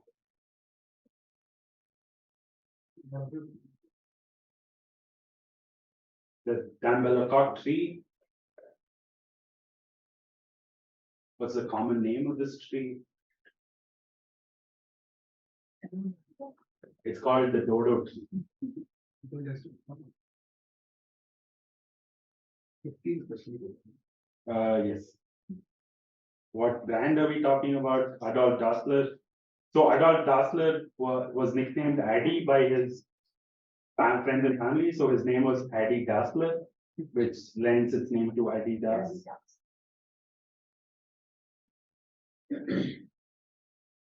So what event are we talking about here? Mass extinctions.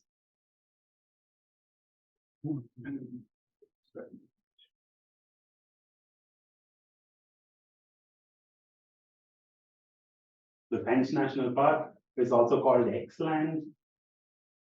What is X-land? So the French National Park is known as Mowgli land because Jungle Book is originally set here.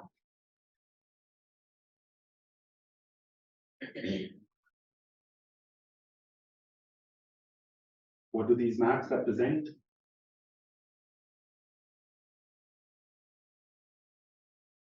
Green represents the pristine forest land in the world today, and red represents all of the land that's been deforested since 2000.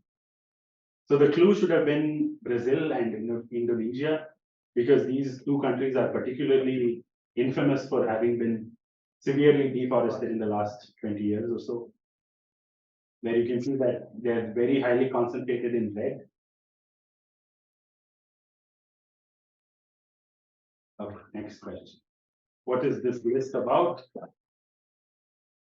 They are the themes for the World Environment Day.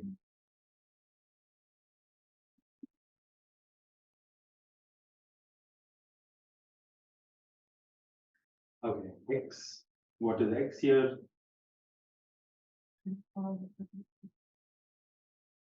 They're wetlands.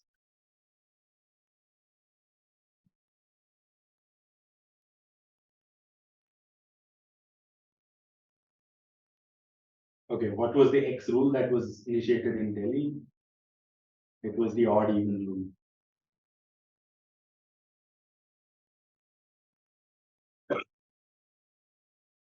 This plant you can find anywhere, they're very important but neglected. What are these plants?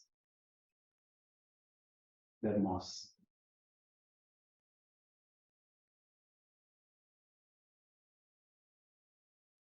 Okay, final question, final answer.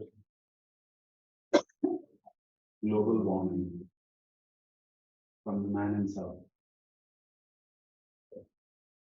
Okay. And yeah, thank you everyone for participating. I hope you enjoyed it.